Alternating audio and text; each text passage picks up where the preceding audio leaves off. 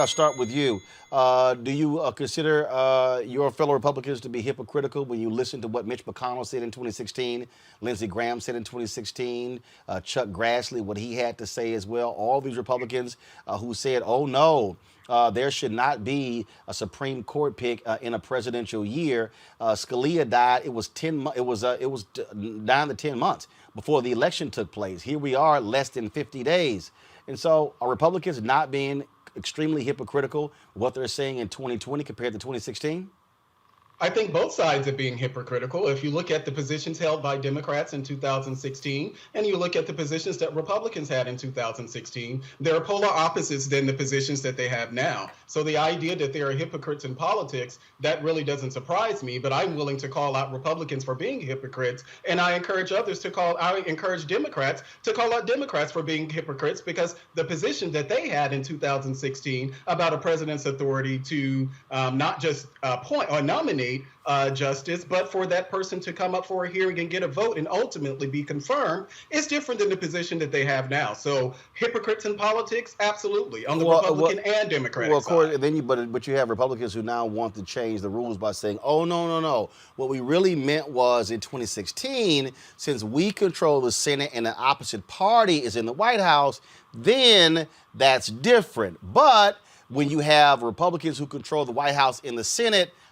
that's the difference. Then, of course, you got Lindsey Graham, who's an absolute liar, who said after the Kavanaugh hearings, oh, no, that if Trump, if a nominee position opens up right before the election, no, it should not be voted upon until the next president. Then he was like, oh, no, but my feelings were hurt with Kavanaugh, so that's the difference. It's like, come on, Lindsey, we know exactly what you said. Then he was so arrogant to say, oh, use the tape against me. And guess what? We damn sure will. I'm laughing here, Melly, with Chuck Grassley said, with the divided government in 2016, there was ambiguity about what the American people wanted for the direction of the Supreme Court. Voters expanded Republican majority in 2018 election after 2 Trump SCOTUS confirmations. There's no ambiguity now with Republicans sending the president. Malik, I'm sorry, wasn't Obama reelected? And Yes. And so there was really no ambiguity in 2016 because the voters had already reelected Obama, which gave him the authority to appoint someone. So it's a Chuck Grassley line. Well, from my perspective, I think that that's really a straw man argument. What's a straw man argument? I think it's the distinction that McConnell is now making, for me, is really a distinction without a difference. It really doesn't matter. No. I'm quoting Chuck Grassley. What I'm saying is, isn't Chuck Grassley full of it to say there was ambiguity? There was no ambiguity. The American people re-elected Barack Obama to president. They were real clear on what they wanted. Right. I mean, I think that in 2016 that Mitch McConnell actually should have brought Merrick Garland up for a vote. But I go back to my point about both sides being hypocritical. There's a lot of focus, and I understand that we're in an election year, but there was a lot of focus. There's been a lot of focus on Republican hypocrisy, but you can go back to what Barack Obama said, Chuck Schumer said, Nancy Pelosi said, Hillary Clinton said, and a host of others about the need to not just nominate, but actually get a justice in an election year. And to Kelly's point that she was making, at the time that Scalia died, we were already in an election. There were primary elections that were going on at that point. So I don't think that. Well, that's not. But there's a difference between a primary election and a general election. A primary election. Both of them are elections. In order to no. But there's a reason why there's a difference, Malik. There's a difference between a general election and a primary. Kelly, go ahead. No, I mean, this is not a situation where an election is an election is an election. No, Barack Obama was president, and he wasn't up to become the president again. He wasn't on the ballot. He was doing his job. But regardless, we still had almost 7 months before the election itself. If I'm not mistaken, Scalia died in February. Yes. I don't recall a whole lot of primaries happening in February of 2016 to the point where it would have made a distinct difference in Obama actually doing his job. Obama was blocked by the Senate for the last 2-3 years of his presidency because of the Republicans. So this had nothing to do with an election year. They tried to make it like it was because of an election year. That's why they didn't want him to go through. They were like, oh, let's wait till there's another president, because they were banking on a Republican going into office. But Obama was trying to do his job as president 7 months out before the general election. So this is completely different. Teresa, I don't think that that's really a good distinction at all anyway, because we were going through an election at that point. The Republicans were actually trying to choose their nominee. Democrats were trying to choose their nominee, who would go on to take into office in 2017. But again, as I said at the beginning, I don't have a problem calling out Republicans as hypocrites. It seems as if there's an issue with Democrats calling out the Democratic side for being hypocrites. I can acknowledge both sides are being hypocrites here. I don't gain anything or lose anything by saying that Republicans are being hypocrites, but it seems that there's a hesitance or a resistance or at least justifications made for why it's okay for Democrats to be hypocrites. Both of them are being hypocrites. But Teresa, the Democrats are being hypocritical in this situation. Had Mitch McConnell and Lindsey Graham not said that stuff back in 2016, this would not be an issue. Because Obama would have done the same thing in 2016, nominating and getting his choice appointed to the bench. Teresa, so it wouldn't have been hypocritical had the Republicans not opened their mouths and tried to block a president from doing his job in the first place. Here's the deal. We're trying to follow a rule that the Republicans laid down, and now the Republicans are shifting the bar. And then that one second, and Teresa,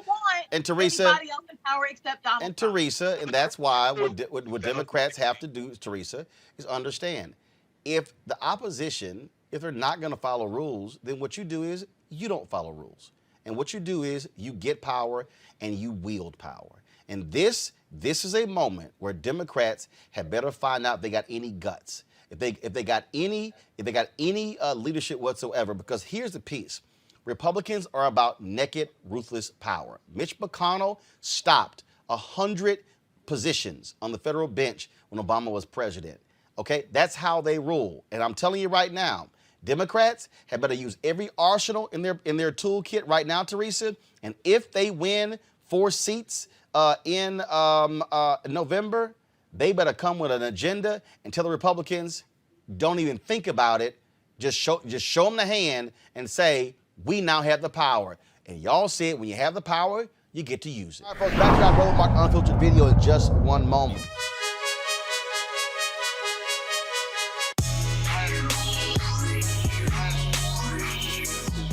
Hold on.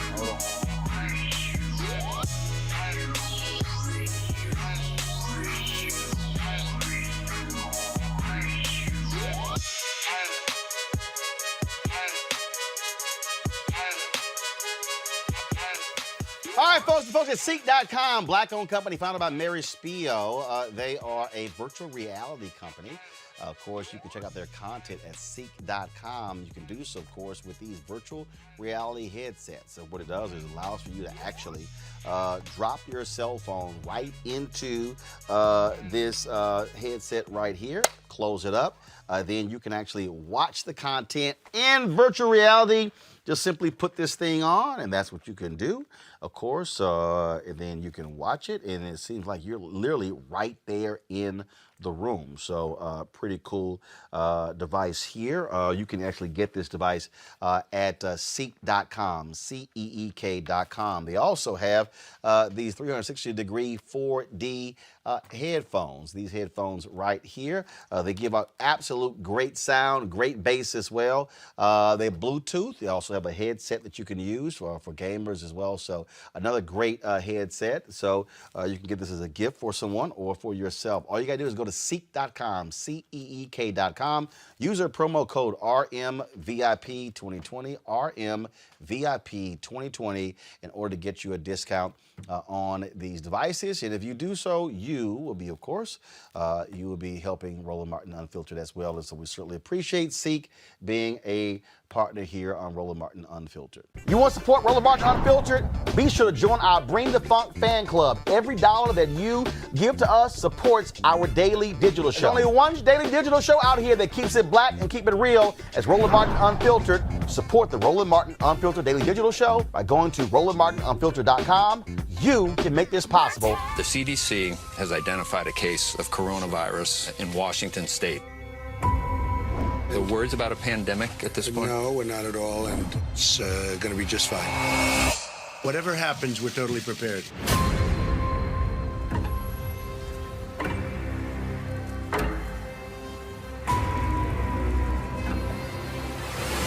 We, the scientists, knew what to do for the pandemic response. The plan was in front of us, but leadership would not do it.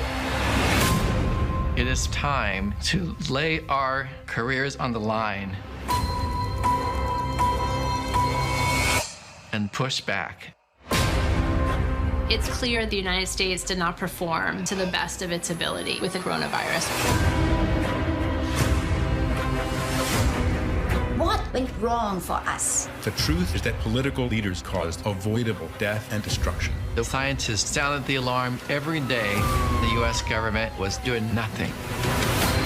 One day it's like a miracle. It will disappear. It'll be wonderful. It'll be a gift from heaven. It's complete bullshit. He has no idea what he's talking about. I decided to break protocol and alert Americans. A key government scientist was removed because he wouldn't climb on the president's bandwagon. They started to blame other people, and it was frightening. There was real fear of retribution, and we were watching the number of deaths in the U.S. tick higher and higher. Do you take responsibility? No, I don't take responsibility at all. We've never had a failure like this. The truth is finally coming out. There's so much to expose.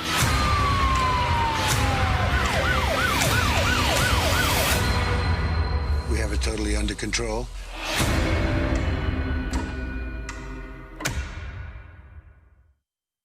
Those are some of the viral ads that were dropped in response to Trump and coronavirus, really from a debate on Tuesday.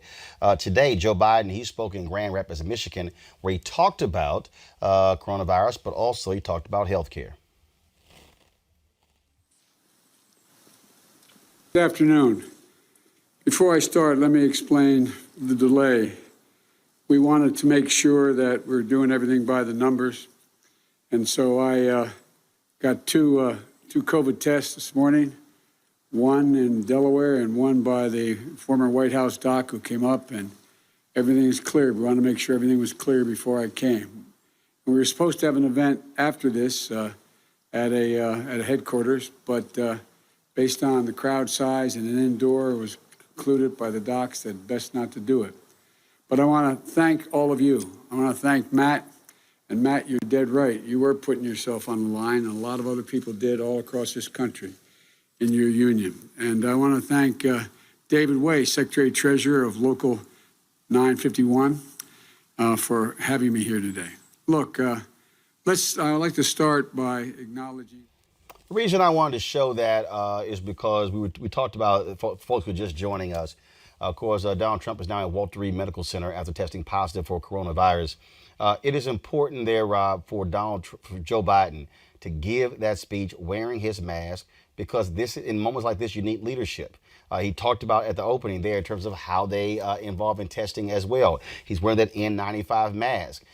People follow leadership. And then when leaders disavow masks and disavow social distancing, the rest of the public is like, well, what the hell? If it's good for them, it's good for me. This is exactly the kind of leadership we need right now. Yep. Well, so goes the leadership, so goes the culture, so goes an organization, and so goes a nation. So we absolutely need a leader that understands that what you say matters, what you do matters, and people do follow what other people do. And we've seen people follow, unfortunately, this current president off the cliff. And the president's fallen and got himself in trouble. And so now I hope people can step back, breathe, and not let their emotions or not just be totally irrational, and see that science works, data works, and this is about protecting other people. Because had we done this earlier, we didn't have to have 207,000 people dead, and however many others are going to be affected in the future now. This could have came under control, and I think would have had Donald Trump done the same thing that Joe Biden is doing. It is not political to wear a mask. It is about being safe. Hard stop. And so I hope people get back to that, and we can actually get back to focusing on issues that matter. We can come together as a country and just really get off this stupidity, because this has really hurt us. Not only stupidity, but this dangerous attitude that science doesn't matter, facts don't matter. The only thing that matters is what makes me feel good. Quentin, go ahead. I mean, at the end of the day, if Donald Trump comes out and then he really just pushes the coronavirus issue, then I think we'll see a change. Other than that, I really don't think we will. In the end of the day, like you said, the leadership matters. And right now, he's the leader of the country. He sets the tone, right? So at this time, we have a leader that still says that it's not important. If he even him going to the hospital, I feel like. And in fact, and hold tight 1 second. In fact, the White House has released this. Kayleigh McEnany has released this statement. President Trump remains in good spirits, has mild symptoms, and has been working throughout the day. I'm going to see if I can pull this up. Folks, this tells you that this is more serious, and they keep trying to let everybody believe. I agree. If y'all see it, this is the, let me know if y'all actually see it here. This is the statement. President Trump remains in good spirits, has mild symptoms, and has been working throughout the day. Out of an abundance of caution and at the recommendation of his physician and medical experts, the president will be working from the presidential offices at Walter Reed for the next few days. President Trump appreciates the outpouring of support for both he and the First Lady. That's from Press Secretary Kayleigh McEnany.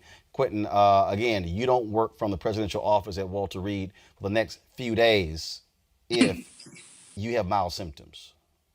Right. I mean, for sure, it's more serious than what they're putting off. But at the same time, it's the narrative that they're going to put out in the coming days, right?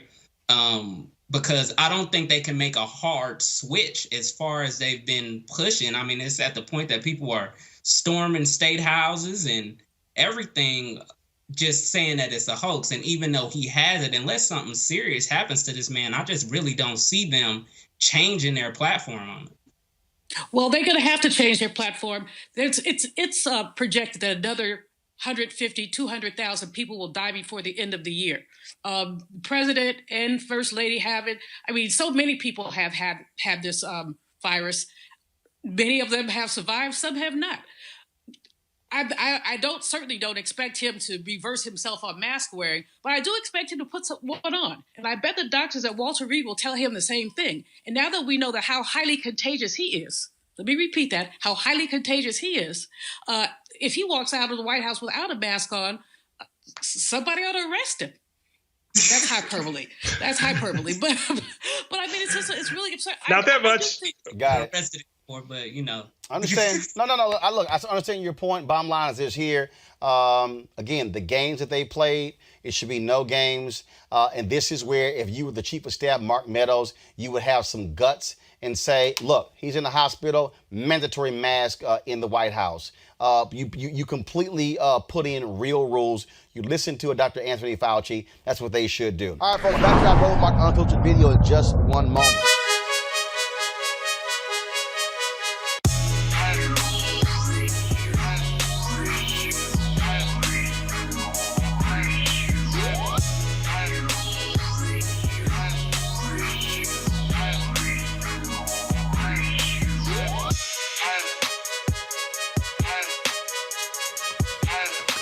All right, folks at Seek.com, of course, they black-owned company founded by Mary Spiel. They have a couple of great products that you can actually get. This is their VR headset. This headset, folks, allows for you to actually take your cell phone, pop it right into here, close it up, and then you can actually watch the VR content, the virtual reality content on Seek.com right there through your phone. Actually, it's pretty cool. You can also look at 360-degree video from other websites as well, and it puts you literally right there where the video was shot. And so they have this particular headset right here. They also have their 360-degree 4D headphones. And so these headphones right here, which are Bluetooth. Also, they have the headset, which you use for when if you're for all you gamers out there. And then, of course, it has this amazing sound, really, which actually covers around. Typically, just have the headphones just right here, but this actually has a sound that goes all around your head. I love these headphones. Love listening to music with them and watching videos as well. And so, all you got to do, folks, is go to Seek.com, Seek.com. Use the promo code RMVIP 2020. That's RMVIP 2020 to actually try these out. And so that's what we want you to do. All right, folks. So again, go to Seek.com. All right, folks. Back to our Roland Mark Unfiltered video in just one moment. And the black voters do indeed matter. Channel 4 from the UK dropped an explosive story today that showed the Donald Trump campaign in 2016 specifically targeting and having the data to keep 3.5 million black people from voting. This is some of their report. Because it disproportionately affected them. What nobody realized at the time was that by using the database, the Trump campaign could actually identify individuals on these streets who might be deterred from voting. Like other states, black voters in Wisconsin were disproportionately marked for deterrence. They made up just 5.4% of voters, but 17% of the deterrence group. More than a third of black voters in Wisconsin were classified as deterrents. Contrast that with the voters the Trump campaign thought he could win over. 75% of them were white, but less than 2% were black. We've come here because we've identified exactly how many people were marked for deterrence by the Trump campaign, and using the public voter roll, we've been able to match them and work out how many of them stayed at home. Take Ward 116. The Trump campaign was aware of 1,440 potential voters here. 80% were black. Almost half, 44% of the ward, was marked for deterrence. That's 636 people. So how many of those black deterrence voters actually turned out on election day? We went through the records. It was just 36%. Overall turnout in the precinct fell from 75% in 2012 to just 56% in 2016. And this wasn't restricted to one ward. Take these two back-to-back.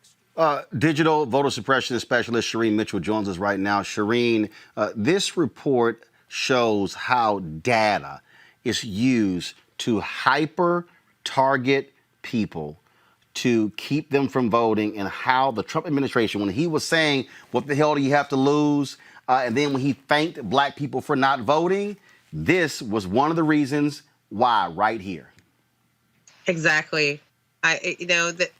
Again, we did this report, our report before the 2018 elections, but we have been tracking this in 2016.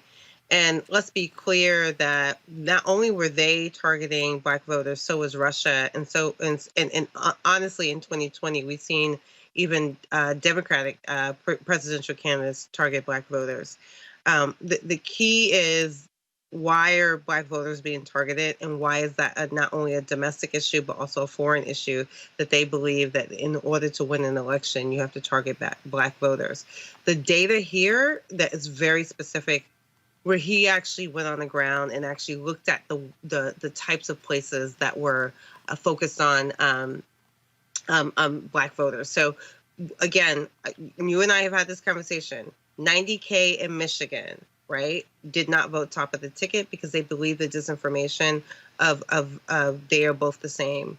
The key piece now that we've learned some more additional information is 70K of those people were Detroit alone. So when we talk about these cities, we're talking about places like Philadelphia, Milwaukee. And so the fact that we now have this information, we now know that the data that we were providing now has an impact where they went out to the ground to say, here are the black people who were impacted, and here's the information about you that was collected. I always get people telling me that when I say that black people were targeted, that I'm basically saying that my community doesn't understand or get what digital vote suppression is, or disinformation in general. What I've always been saying is that we are the ultimate target. And if we don't understand that, we do not know how to combat that.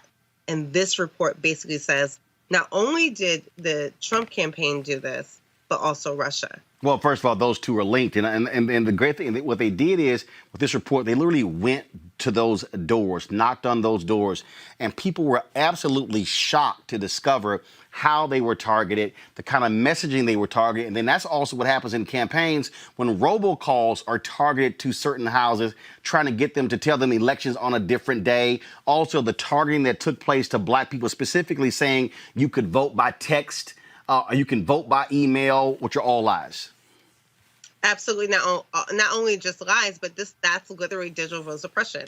So anything that tells you where you can vote when it's a lie, where you can text your vote is a lie. All those things are a part of digital vote suppression. And so they were specific targets. And I just want to make sure that we're being clear about the language that they use. They're using deterrence, and we're talking about vote suppression, i.e., in addition, digital vote suppression. They had a campaign where they had 3 targeted groups, and those targeted groups included white women who were college-bound, white liberals to some extent, but the number one was also African American. And I've seen different iterations of this, but that campaign actually talked about Project Alamo, and there's videos out about what the team did. And so this isn't just about what Russia did. It was that Facebook participated. Why did Facebook participate? Because they had an embed in the Trump campaign in Project Alamo alongside Cambridge Analytica. Again, Cambridge Analytica was checked and shut down by European and UK stance because that's where they came from. That does not change the stuff that they did in America, and we're still sort of getting our hands wrapped around that. Yep. While we were keep telling people that all of this was happening, not just Russia but also domestic. Absolutely. Shireen Mitchell, we certainly appreciate it. Thank you so very much. Thank you for having me. Rena, this is the stuff that we have to look out for. And again, the Trump campaign, they knew that if black voter turnout dropped, that helped their campaign. Trump was open about it. Oh, yeah. Well, look, this is a really big problem because there's a lot of people in communities of color who believe that algorithms and artificial intelligence, these are just phrases of the future. These are digital tools that are, far ahead in the future. And to that, I say the future is here now, my friends. I mean, these are tools Cambridge Analytica used and particularly algorithms to keep Black voters from showing up. To the tune of 3.5 million Black Americans were deterred from voting in 2016. This is the most egregious, I believe, violation of the public trust. I mean, a now president, his campaign engaged in this kind of ridiculousness. He was welcoming that kind of stuff. Now, look, I just want to put a full stop right there for a second and say I've been having a lot of conversations with white American women who voted for Trump in 2016. I've been having a lot of conversations with them over the past year, trying to figure out where their heads are at for this, figure out what do they think of people like Joe Biden. And over I hear Joe Biden's just like everybody else. He's a lifelong politician. Trump tells it to us like it is. He's blunt. He's not for everyone. But guess what? He's saying it in plain speak. He's open about his intentions because he speaks them so bluntly and boldly and openly. And I just say to that, well, don't we think there's something else at play there? And now we know. There are nefarious acts at play. He wanted these people to stay home, not only because the bigger picture is here. He thinks of Black and brown Americans as lesser than him, lesser than white Americans. So deter them from showing up and expressing their will through their vote. And this is what this is all about, keeping Black voters home because he believes they're lesser and do not have a place in society at the place at which white Americans do. And so that's what this is all about. I've always believed him to be a white supremacist underneath it all. And now we just know that he engaged in, things like this. This is so huge. This data leak is just so bombastic, and it's not being covered the way it should be, Roland. I'm really frustrated by that. This should make major headlines in the U.S., and it isn't. Well, and Avis, bottom line is this here. It's called deterrence for a reason. Mm-hmm. Absolutely. I mean, how many times do we have to say on this program, and your viewers are wise enough to know this, and I'm hoping that this will just really extrapolate beyond as we sort of share your show. But here's the thing that we need to realize as Black people: if your vote didn't matter, they would not go through all of these different, very expensive and targeted efforts that they invested in to stop you from voting. And it hasn't stopped. This is just one of many ways in which they attempt to suppress the Black vote year after year after year. And they're doing it right now in front of our face. Some of them are doing it, I would believe, by engaging and recruiting Black faces to tell you not to vote too. If they're telling you not to vote, that should tell you something about what their intentions might be and who they might be beholden to. Folks. Also, Roland, real quick. I mean, our elections are not secure.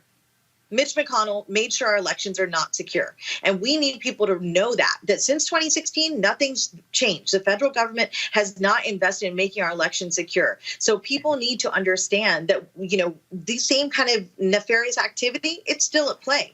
It can still happen. It is up to us to protect our votes, to figure out how to show up right and make sure our votes are counted. So, I want to tell you, we all need a voting plan. My plan is I applied for absentee a long time ago. I'm walking my ballot to my Fairfax County Center, my municipal center, and I'm going to put it in the hands of government officials myself. All right, folks, back to that Roland Martin Unfiltered video in just 1 moment. It's time to be smart. When we control our institutions, we win. This is the most important news show on television of any racial background. Y'all put $2, $3, $4, $5, $10, $15, $20, $30 on this and keep this going. What you've done, Roland, since this crisis came out in full bloom.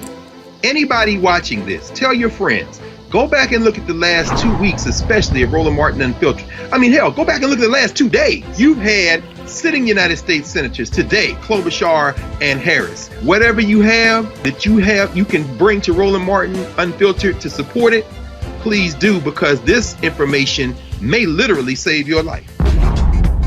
Watch Roland Martin Unfiltered daily at 6 p.m. Eastern on YouTube, Facebook, or Periscope, or go to RolandMartinUnfiltered.com.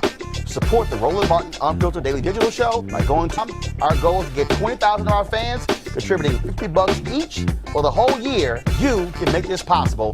RolandMartinUnfiltered.com. In America, everyone counts, and the 2020 census is how that great promise is kept. Respond today online, by phone, or by mail, and help inform hundreds of billions in funding for education, health programs, and more. Shape your future. Start at 2020census.gov. Folks, 42 days until Election Day, but the reality is we've already started voting. Early voting has also been taking place in various states as well. Ballots have gone out 2 weeks ago in North Carolina. We want you to please go to vote.org. I cannot implore you enough. I've had multiple people send me text messages and emails as well stating that they thought they were registered until they checked, and now they realize that they have been purged. And so please go to vote.org to check that first. If you have not registered, the deadlines are coming up. You must get registered, folks. This is huge. I'm telling you, you do not want to be waiting. Here are the deadlines.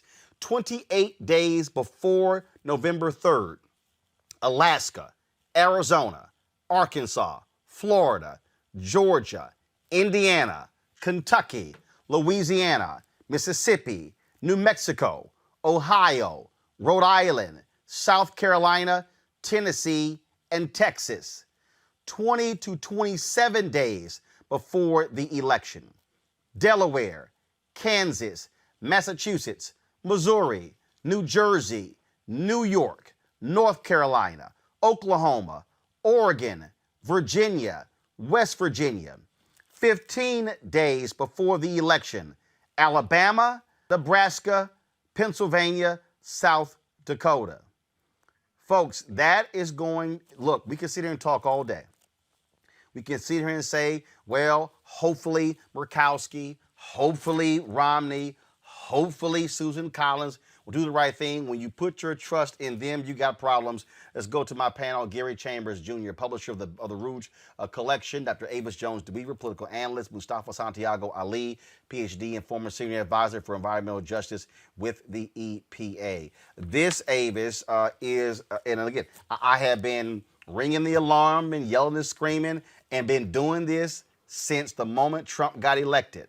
All of these damn people out here who was saying that bullshit in 2016, leave the top of the ticket open. Hey, Trump and Hillary, they're the same. They're no different.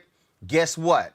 I said it then. I don't care what you had to say about Hillary Clinton and super predators and her emails. She was not going to appoint the same type of judges as Donald Trump.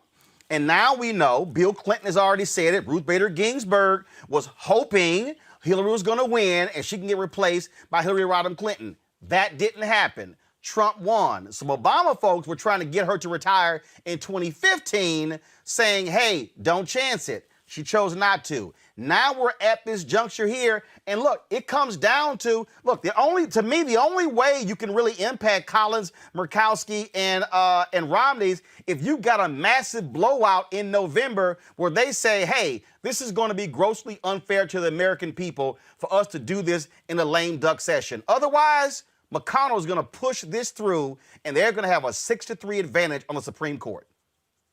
Yeah, this is the doomsday scenario that we're facing right now.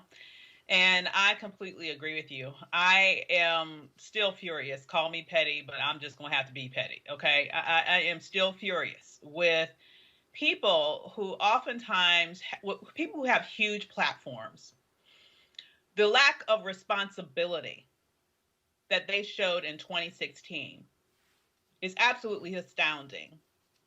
And the only thing that's worse than the lack of responsibility they showed by spreading misinformation and potentially influencing God knows how many people to not take advantage of the right that their forefathers fought and died for, and ultimately find ourselves at the place that we're here now, on the verge of losing the Supreme Court for a good 40 years, on top of Black people being twice as likely to die of coronavirus than white folks, and on and on and on and on.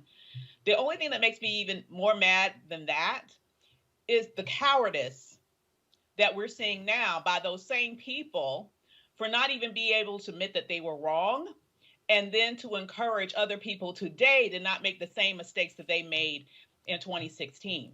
You know, none of us are perfect. All of us make mistakes, but adults can admit to their mistakes. And then they learn from their mistakes. And then they share what they've learned with other people so that we don't make the same mistake over again. But by sitting here in 2020 and acting like 2016 never happened, acting like they never said what they said, and allowing other people and not saying anything when we have a new cohort of ridiculousness in this era, telling people basically to do the same thing that they told people to do in 2016, and then not to say anything about that is unforgivable. We need to understand what's on the ballot right now, what's at stake right now. We are facing a situation where it's not only going to impact our lives, this is going to impact our grandchildren's lives. This is not an easy fix. And so what we need to do now is everything humanly possible to make sure that it stops. I don't care what it is. It's everything. It's being in the streets. It's calling your senator. It's voting at massive levels so that there is no room for equivocation in November.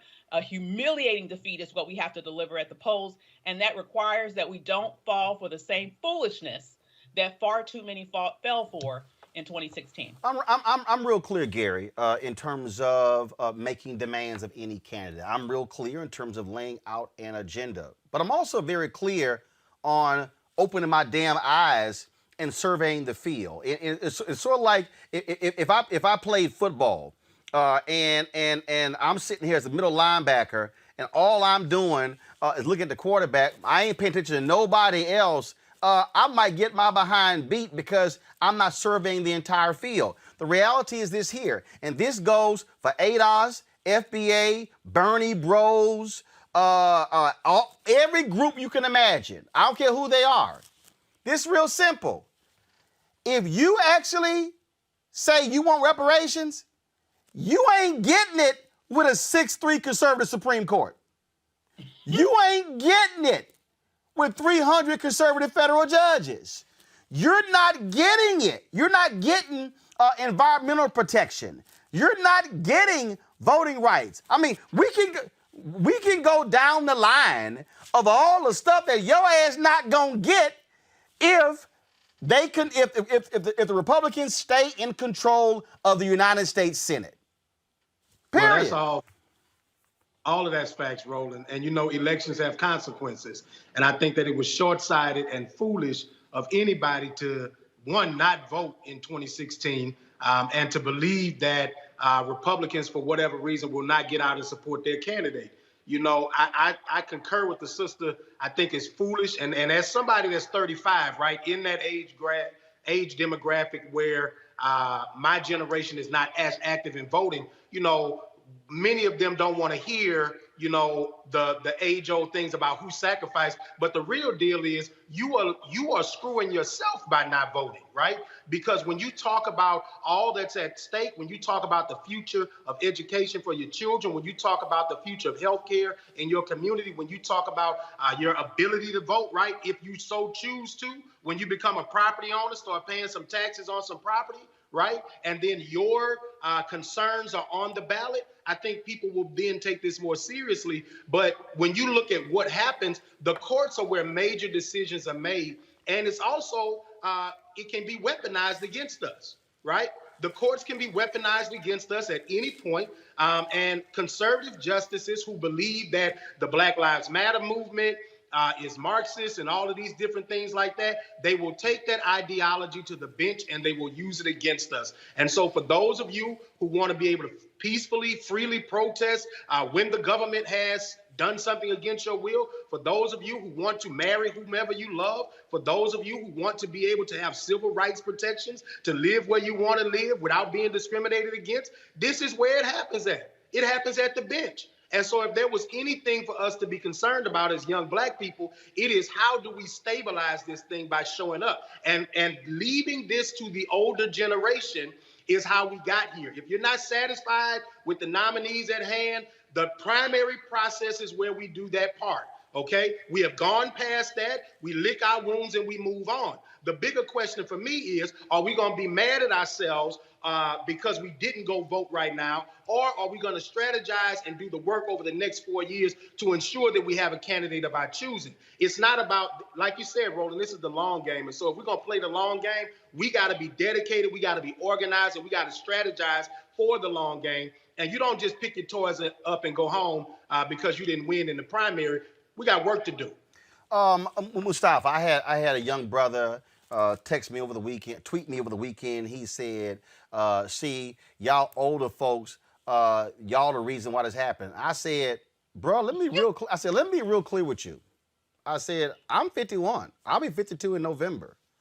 I said, you're in your 20s.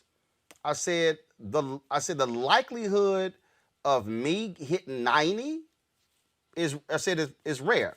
Not many people hit 90. Let's just be real clear. I said, your ass gonna be 60. I said, so you might want to invest in this thing to say, because it sounds dumb and I'm sorry, it sounds dumb for anybody 18 to 35 to say, well, y'all need to pick better people for me. No. Your ass need to be picking people for you. Everybody got a role in this. And so for all these folks, Mustafa, who you talk to, who care about the environment, I'm like, yo, you better understand what's here. Donald Trump has put in significant anti-environmental people who don't care about drilling in offshore. They don't care about drilling in natural parks. These folks want to rape the earth in order to make another buck. Yeah, without a doubt. You know, what we are talking about is the infrastructure in our communities. We're talking about the infrastructure in our country as well. And when you don't get engaged in this process, you're just giving away the opportunity for you to actually make real change. Because I work with all kinds of young people across the country.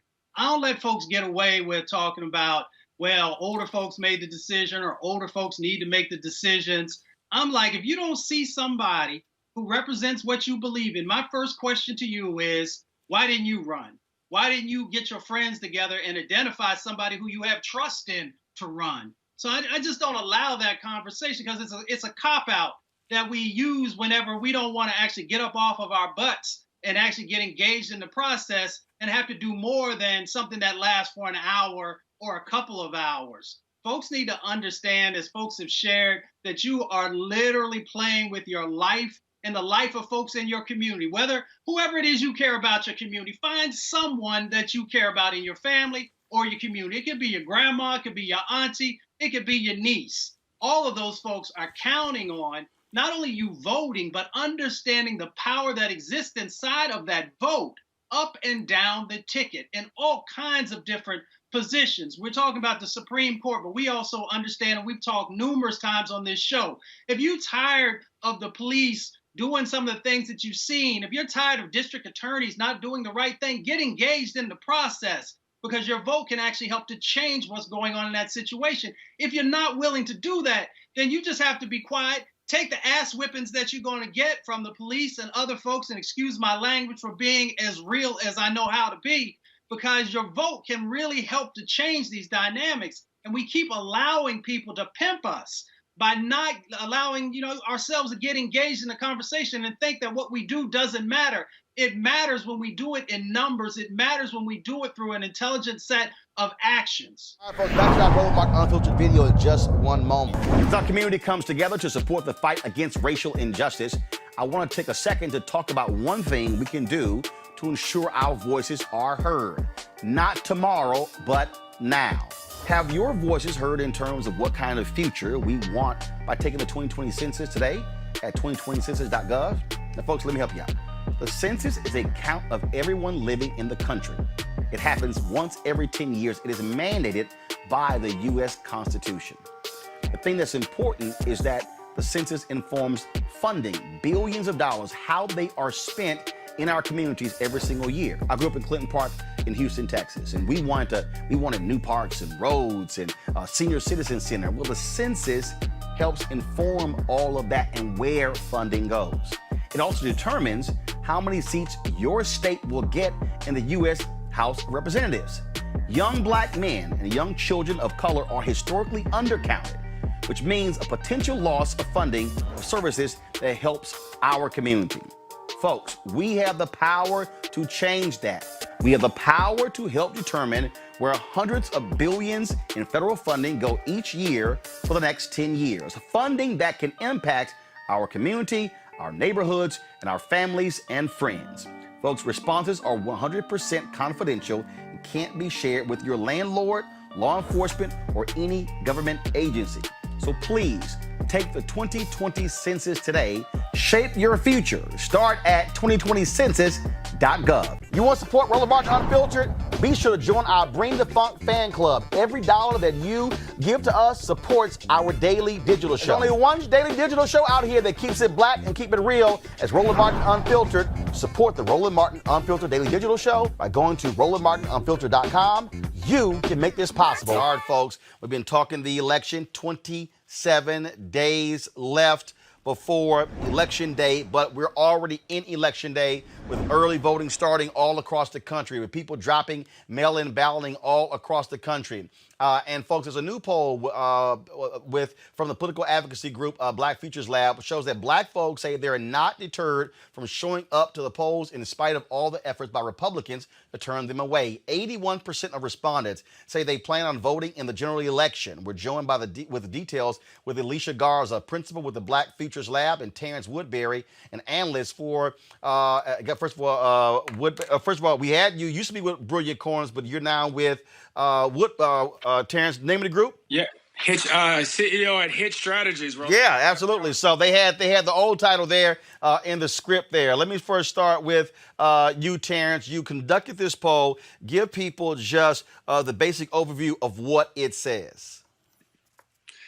So this is, fascinating research, and what I appreciate, I want to thank Alicia Garza and Black Future Labs, because far too often in polling, black folks get reduced down to a single crosstab, or even less than that. We even get reduced down to people of color in a crosstab. And so this robust research allowed us to really open up the black community and to look at some key audiences and demographics, and to identify some potential problems going into this election cycle. And the truth is, we got some problems going into the final stretch here. Joe Biden is significantly underperforming Hillary Clinton's losing margins amongst black voters. And we do see that concentrated amongst black men, and particularly young black men under the age of 49, where Donald Trump is receiving 18% of the vote.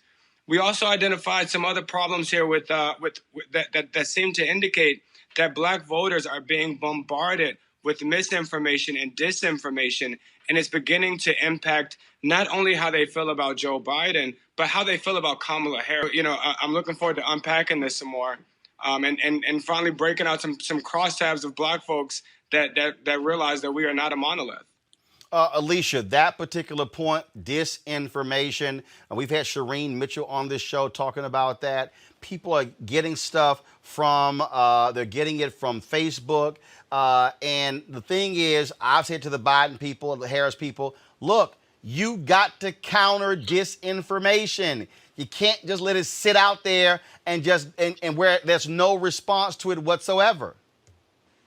That's right. I mean, Roland, you and I have been talking about this. We got some audio issues with you. Make sure your microphone is up. Guys, can we pull up her audio, please? Can you hear me okay? Now we got you. Go ahead. All right, cool. Well, I was just saying, Roland, you and I have been talking about this for at least a year. And we came on to the show a year ago and talked about our Black Census Project. And we've been hearing for a long time that not only are Black men being left out and left behind, especially when it comes to political campaigns, but we've also been talking for a ton of time now about the ways in which Black communities are being targeted with disinformation and misinformation. And frankly, as somebody who's a co-founder of the Black Lives Matter Global Network, nobody knows more about misinformation or disinformation than I do. I mean, in this moment, Roland, Black voters are being assaulted by the kind of misinformation and disinformation that is trying to keep people away from the polls. And in this particular political moment, Roland, what we're finding is that lies are spreading much faster than the truth. But here's the other thing that I know, and we're so proud to partner with HIT Strategies on this groundbreaking poll, because 30 days out from the election, it's time for us to stop saying Black voters are not a monolith. We've been saying this for a long time now. It's actually time for these campaigns to be taking action. And so what this poll has done is really laid out in very clear terms what it means to target Black voters in such a way that is addressing the concerns that we have. And it's also being very, very clear that if these two candidates, Vice President Joe Biden and Senator Kamala Harris, if their campaign is not taking this seriously, it's sure to have an impact at the polls, and it's sure to make sure that the impact of this election season is not what most of us would want it to be. Terrence, when you talked about going inside of those numbers, even though we have less than a month, 27 days to Election Day, what should candidates be looking at doing with these numbers? Is it too late to appeal to these voters? What should they be doing? What kind of messaging? Where should they be trying to reach them? It's not too late, and a lot of Black voters are still undecided. I've been saying since January that Black men are the real swing voters in this election, and can frankly determine the outcome in a lot of the battlegrounds that we've all been paying close attention to. But when you look at this data, it is quite clear that for Black voters across demographics, for younger Black voters and under Black voters, for Black men and for Black women, rural and urban, the issues are clear. The top issues for Black voters are COVID-19, racism, and the economy. The order of those three issues may alternate depending on what group of Black voters you look at, but those three issues are consistent. And until we lean into racism, I mean, we cannot, and this goes for the entire Democratic Party. This is not just a Joe Biden problem. This is a Democratic problem that we all have to confront. And I want to acknowledge what Joe Biden said in his Gettysburg speech today, when he really leaned into the moral imperative of the nation solving the original sin of racism. But Democrats have to realize that we cannot respond to racism with economic policies and more affordable health care. There is an anxiety amongst Black voters, specifically amongst younger Black voters, younger Black men who are closest to this pain, who are the reason many of us have gone out into the streets and protests. That anxiety we have to lean into. We have to present an alternative view of a view of America that leans into racism. But also, Roland, we really do have to do a better job of defining Senator Kamala Harris here. She has been taking the brunt of this misinformation and disinformation, and frankly, she's being used to discredit him. And we asked the question: Does Joe Biden picking Kamala Harris as his VP make you more or less likely to support him? And overwhelmingly amongst Black voters, 70 to 80% of Black voters are more likely to support Joe Biden because he's. But 14% of younger Black voters are less likely to support Joe Biden because he chose Kamala Harris. And had you told me that 3 months ago, that there would be Black voters that wouldn't support him if he chose her, I would thought it was unbelievable. But when I asked in focus groups recently in Florida, a young Black man, 25-year-old Black man in Florida said to me, I know what Joe Biden's priorities are as president because he chose a top cop as his vice president. He just wants to lock up more Black people. I don't know about you, Roland, but I've never heard a young Black man use the word top cop. That is, he is repeating verbatim what he is hearing in misinformation and disinformation, and we have got to combat that, and we have to do a better job of raising her profile, of telling her story, and using her to anchor this candidacy. But Alicia, I'll be perfectly honest. That was a fault of Senator Kamala Harris. Her campaign did not realize what her greatest Achilles heel was. And then they started emphasizing the top cop language as well in this whole idea of appealing, let's just be clear, to white voters who are all about law and order. And so there's a difference between saying I'm the top cop when you're not a cop. You're not. They should have been framing themselves in the same vein as the Marilyn Mosbys, the Stephanie Moraleses, the Aramis Ayalas before Marilyn Mosby, Stephanie Morales, and Aramis Ayala even came on board. And so that's also on them. You know, I couldn't agree. Honestly, this election cycle has aged me about 15 years because we actually did. We begged so many of these campaigns to stop using this kind of language, but also not to let other people shape your story for you.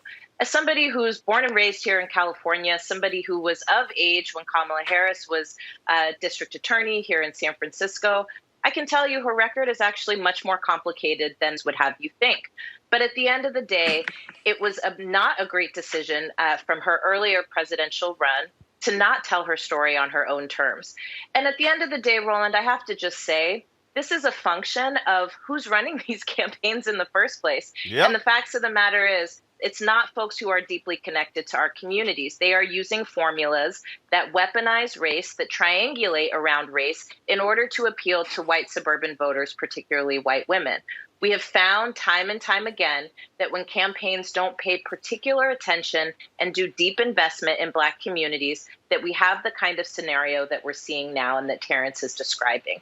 It's not too late, though. We have 29 days to set the record straight and to make sure that we're getting our stories out on our own terms. The question is, are we going to be able to sidestep some of the white men who are running these campaigns and let them know that we actually know what's going on in our communities much more than they do? And what's at stake, frankly, is whether or not our communities turn out to vote. We're not unclear about who to vote for. It's about being unclear as to whether or not our vote will even matter. And that's the challenge we have to address. I'm going to bring our panel here with questions. Joseph, your question first for Alicia and Terrence. Yeah, absolutely. Obviously, thank you guys so much for joining us. I think obviously this election cycle is giving us all gray hairs, but looking a little bit further into the future, I'll start with you, Terrence. Maybe what are the things that you think we can be doing as a people when you start talking about a movement of Black voters to demand that we have both parties being accountable to the promises they make and responsive to the needs of our community? I think obviously right now we would agree we have a Democratic Party that is responsive to the needs of Black people, but not necessarily accountable for the promises they make, and the Republican Party that in many ways is kind of content to be neither responsive or accountable, simply for the fact that in many ways they've been able to win elections by being neither.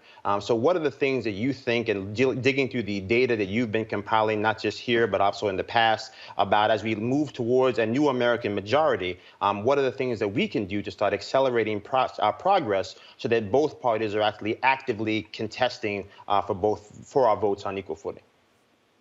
Absolutely. Thank you for the question. I want to give you a quote from a Black man in Pennsylvania. Just last Thursday, I hosted these focus groups. Actually, these are actually previous focus groups. But a Black man said to me that my hood did not get better under Obama, and it didn't get worse under Trump. So tell me what these presidents got to do with me. And that's the real challenge that we have. This is not just a Democratic problem. There's a systemic problem here where Black men, to Alicia's point, Black men are deciding whether or not they continue to engage politically, whether or not they actually benefit. I asked, when is the last time voting made your life better? And the silence was deafening. It was deafening. It has never made their lives better. And so this is a moral imperative, I believe, for us to really empower communities. We have to stop this transactional approach to politics. That is, if you vote, then all of your problems are solved, and really engage Black voters and young voters in civic responsibility and what we must do to bring about the change that we want, and to demand from politics, from politicians, and from the political system the changes that we would like to see. And frankly, I mean, there's a justifiable cynicism, a justifiable lack of trust. And so we can't continue to lead with, policy promises and policy prescriptions. And if you vote for me, then I will give you all of these things. They don't believe us anymore. We have to start engaging with, with answering the question, what have you done for me lately? And this is what I advise all of my candidates. You have to lead with your record. Lead, and that way that, that there's a proof of concept here. You begin to show that people are actually working and fighting on your behalf to improve the issues that you say are important. And then we can begin to lean into policy prescriptions. But we really do have to show the efficacy of politics. Does it actually have an impact on their lives? We know the answer to this, but how well are we communicating that answer? Lauren, next question. How you doing, Alicia and Terrence? I wanted to get your comments on the part of politics that involves the money. I think so often what happens in this game is that the Democratic Party specifically only pays attention to who gives them money. One of the reasons why we see certain demographics in charge of these campaigns are those are demographics that give them money. Particularly, I was thinking, and I'm not making a commentary on the work of these groups, but I do think about what you were saying about white women, and I think about NARAL and Planned Parenthood and Emily's List, and I think Planned Parenthood's work is great, but I think the reason they get attention that black voters don't get is because they have the money piece. We have the voting piece, but we have a voting piece that they don't have, but they have the money piece, and I wanted to just hear your thoughts on that. Well, I can jump in here. I think that that's a fair assumption. We know actually now that Planned Parenthood is being led by our sister, Alexis McGill Johnson, who's only the second black woman ever to head that organization. But bigger than this, I think you're absolutely right that money inside of politics is really what helps to lead towards these skewed and faulty types of strategies that don't actually deliver the votes. So while they may be following these Democratic donors, those donors aren't actually delivering the kinds of votes that they need for Democrats to win. What we know about demographics in this country is that communities of color, particularly Latinx communities, are becoming the demographic majority in this nation.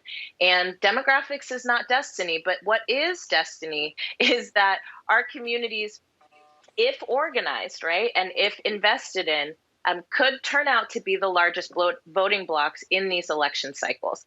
But it's a lack of vision, frankly, that allows for these kind of top donors to be leading the strategies rather than people rooted in communities that have everything to gain from turning out and everything to lose from democracy withering away. And so we have seen this happen on their watch. And frankly, if this election season isn't enough to do an about face, I'm not really sure what else can be enough. Terrence, real quick, you got an answer? Yeah, absolutely. Frankly, Democrats are going to have to become more loyal and responsive to their most loyal voters. Black women are not only the most likely voters in America, they're the most loyal voters in the Democratic Party. And I want to push back on the money idea as well.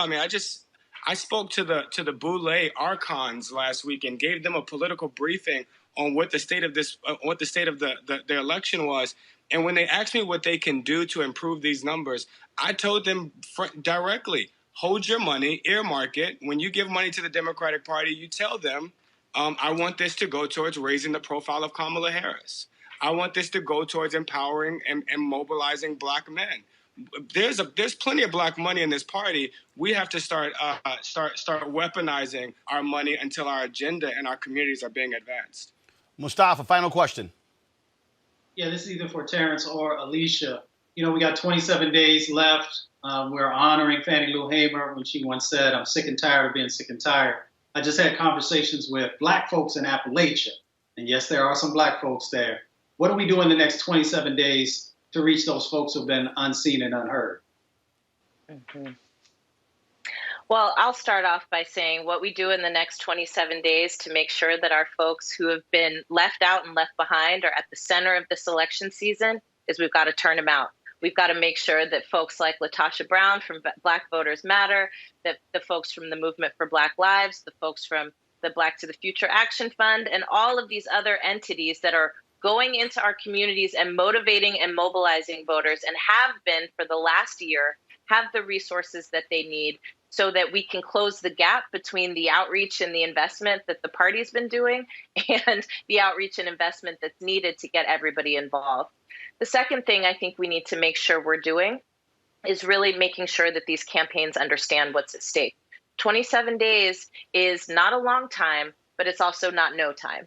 And so there is an opportunity to change course. And actually, this week is a wonderful opportunity to speak to not only the strongest base of the Democratic Party, but also speak to the issues that most Americans care about. And frankly, we missed a huge opportunity last week in the debates to really get into a discussion about race and how it impacts every single system and structure in our society. And this isn't a new opportunity to push back against this BS law and order agenda for some, right, but not for the president and his cronies, but also to offer a pathway forward. And frankly, we shouldn't be telling any lies on that stage. We should be telling people things are hard, but without your participation, things will never get better. Everything you leave on the table, somebody else will eat. That's how we got Donald Trump in the first place. Folks, where can people actually see more of these survey results, polling results? Well, you can check out our website at blackfutureslab.org. You can hit Strategies to get some more information about this polling data. We'll also be doing more events, so follow us to figure out where we'll be. I know Terrence and the crew at Hit Strategies has also been working directly in states with some of our partners like New Florida Majority to really look at, how does this data apply to messaging? And so we want to keep you all in the loop. So if you want to follow us, check us out at blackfutureslab.org. Alicia Garza, Terrence Wilberry, I certainly appreciate it. Thanks a lot. Thank you so much. Thank you, Roland. All right, folks, back to our Roland Martin Unfiltered video in just one moment.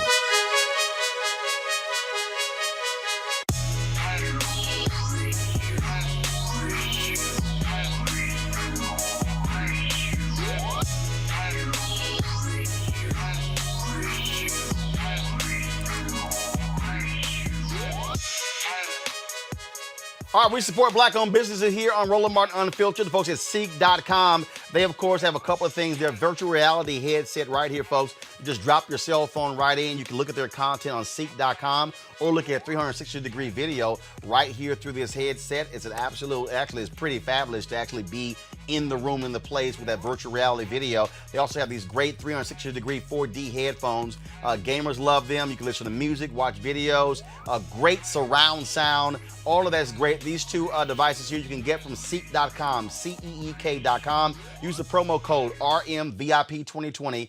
RMVIP2020. And we certainly thank Mary Spiel, the founder of the company, and folks at Seek.com for being supporters of Roland Martin Unfiltered. You want to support Roland Martin Unfiltered? Be sure to join our Bring the Funk fan club. Every dollar that you give to us supports our daily digital show. There's only one daily digital show out here that keeps it black and keep it real. As Roland Martin Unfiltered. Support the Roland Martin Unfiltered daily digital show by going to RolandMartinUnfiltered.com.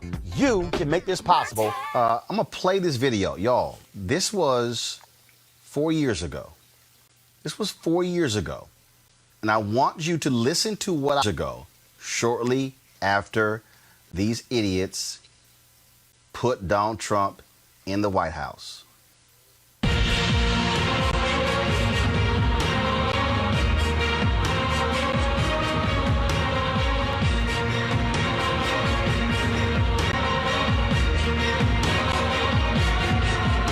Let's get right to the issue at hand. Y'all have already been talking about it. We've been discussing it right here on TV One. After yesterday's despicable news conference by President Donald Trump, I was in my car trying to decide what is it that I wanted to listen to put into proper context my feelings about what we heard. And I thought back to the first black woman elected from the South since Reconstruction, Congresswoman Barbara Jordan of Houston. Here's what she had to say in 1973 at the Watergate hearings.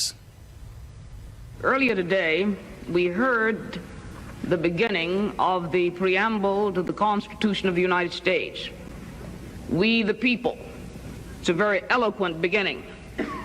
But when that document was completed on the 17th of September in 1787, I was not included in that we the people. I felt somehow for many years that George Washington and Alexander Hamilton just left me out by mistake. But through the process of amendment, interpretation and court decision, I have finally been included in We the People. Today, I am an inquisitor, and hyperbole would not be fictional and would not overstate the solemnness that I feel right now. My faith in the Constitution is whole, it is complete, and I am not going to sit here and be an idle spectator to the diminution, the subversion, the destruction of the Constitution. Sybil, just like Congresswoman Barbara Jordan, I will not be an idle sitting in the White House. I will not be an idle spectator to see Donald Trump walk in the footsteps of Republican Herbert Hoover, who led the Lily White movement when he was president from 1929 to 1933. I will not sit idly by to see Donald Trump act like Democrat Woodrow Wilson, one of the most violent racists we've ever had served in the office of the president. The fact of the matter is, yesterday's news conference was shameful. It was despicable. It was him giving the middle finger to black people, to Jews, to Hispanics, to Asians, to women, to white people of conscience. This is a president who has no shame. He is an immoral leader. Now, I know some people out there, well, yes, but guess what? Wilson was elected. So was Hoover was elected, and the White House. What this man has done by aligning himself with neo-Nazis and with white supremacists is shameful and should not go unchecked. But it's not just a question of going unchecked. We must do more than simply tweet and comment on Facebook. This is a challenge. This is a declaration of war. Tom, for 398 years, black folks have been fighting this country to ensure that it lives up to its ideals. For 398 years, we made it perfectly clear we're not going to sit idly by and allow ourselves to be embarrassed and run over and shamed by white supremacists. This is the 190th anniversary of the first black newspaper, Freedom's Journal, which was founded in March 1827. In their lead editorial, they wrote, "We wish to plead our own cause. Too long have others spoken for us." This is a moment where we don't need anybody else to speak for us. We can speak with clarity and with precision as to exactly what is required of us. And what this requires, it requires alphas and kappas and omegas and sigmas, iotas, AKAs, deltas, zetas, sigma gamma rho, the links. It requires the Prince Hall Masons. It requires me, phi, me. It requires people of conscience to stand up, whether you are bougie, whether you are grassroots, whether you are, no matter where you are, it requires black people and other people of conscience to say we're going to oppose any effort to go back to the days of Jim Crow, to go back to the days after Reconstruction when you had the Redeemer movement by Democrats, when the Lily White movement by white folks as well in this country on the Republican side. We have seen this before, and every time it has happened, we fought back. And what that means is it's time for folks to stand up and mobilize and organize. I don't care who you are. I don't want to hear anybody say my vote does not matter, because when you see a white supremacist at 1600 Pennsylvania Avenue, all you need, that's the only proof you need to show your vote does indeed matter. What that means is we need people in Virginia, in Tennessee, in Mississippi, in Alabama, in Texas, in Georgia, in Florida, in Illinois, in California, in Wisconsin, in Michigan, in Pennsylvania to say enough is enough. What it means for us to go to city council meetings, county commissioner meetings, state meetings, go to the governor's mansion and say we are going to rain a holy hell down on any politician who stands with Donald Trump. If you think we are playing, you're wrong. The previous generation, the baby boomers, they stood up. Our mothers and fathers stood up. It is time for Gen X and Gen Y and millennial generation to stand up and say we are going to take this fight on and go after anybody who stands in our path. I will not stand idly by and listen to Donald Trump anymore. I will not listen to a man who is an immoral leader. I will not listen to anybody, whether they are black Republican, who agrees with him, who voted for him, who continues to apologize for him. And you will be name checked, you will be embarrassed, and you will not be invited to anything that involves black people. It is time for us to call people out. It is time for us to realize that we cannot wait. In 2018, we're going to commemorate the 50th anniversary of Dr. King being assassinated. We're going to focus on the 50th anniversary of the Kerner Commission's report on the race riots in 1967. Do understand this as a moment where people are going to have to decide whose side they are on. Are you on the side of righteousness? Or are you on the side of bigotry? Are you on the side of just people? Or are you on the side of white supremacists? There is not going to be any any effort to say I can stand on either one. And I don't care who you are, if you're a Republican or Democrat, you have been served notice. If you stand with this man, if you support white nationalist policies, we are going to take you out at the ballot box and put people of conscience in. Heather Heyer is going to be buried today. She is a 21st century version of Viola Liuzzo, a white woman from Michigan who died trying to help black folks to vote. This is not a black thing or Hispanic thing or Asian thing. It's a conscious thing. This is a battle, and like the Tuskegee Airmen said, we will fight to the last hour, to the last minute, to the last second. We will fight, fight, fight. Number 45, game on. Greg Carr, you were sitting on that set. Yeah, sitting next to Liz Copeland. That's right. That has to be our attitude for the next 81 days. Well, for our whole lives, Roland, I think what we just watched, and by the way, whether it be Lawrence O'Donnell and eventually Chris Hayes and others who have followed in the wake, you've been saying that from day one. Now they become more emboldened, Don Lemon and others. Well, they won't invite me on their shows, but go ahead. Oh, no, they won't, but they watch yours because it took them 2 years, 2.5, 3 years, but they finally started talking like that a little bit. They still ain't, got a whole lot of bass in their voice. But the important thing, I think, that we just saw there, it's funny when you say immoral leader. See, you believe in something that's bigger than the United States. That was a sermon. And I think that is the one thing that you and I and Reese and Erica and our people have in common with Larry Kudlow. We have faith, but our faith, and I love Barbara Jordan. I mean, brilliant orator. When Barbara Jordan said her faith in the Constitution is perfect, I appreciate that.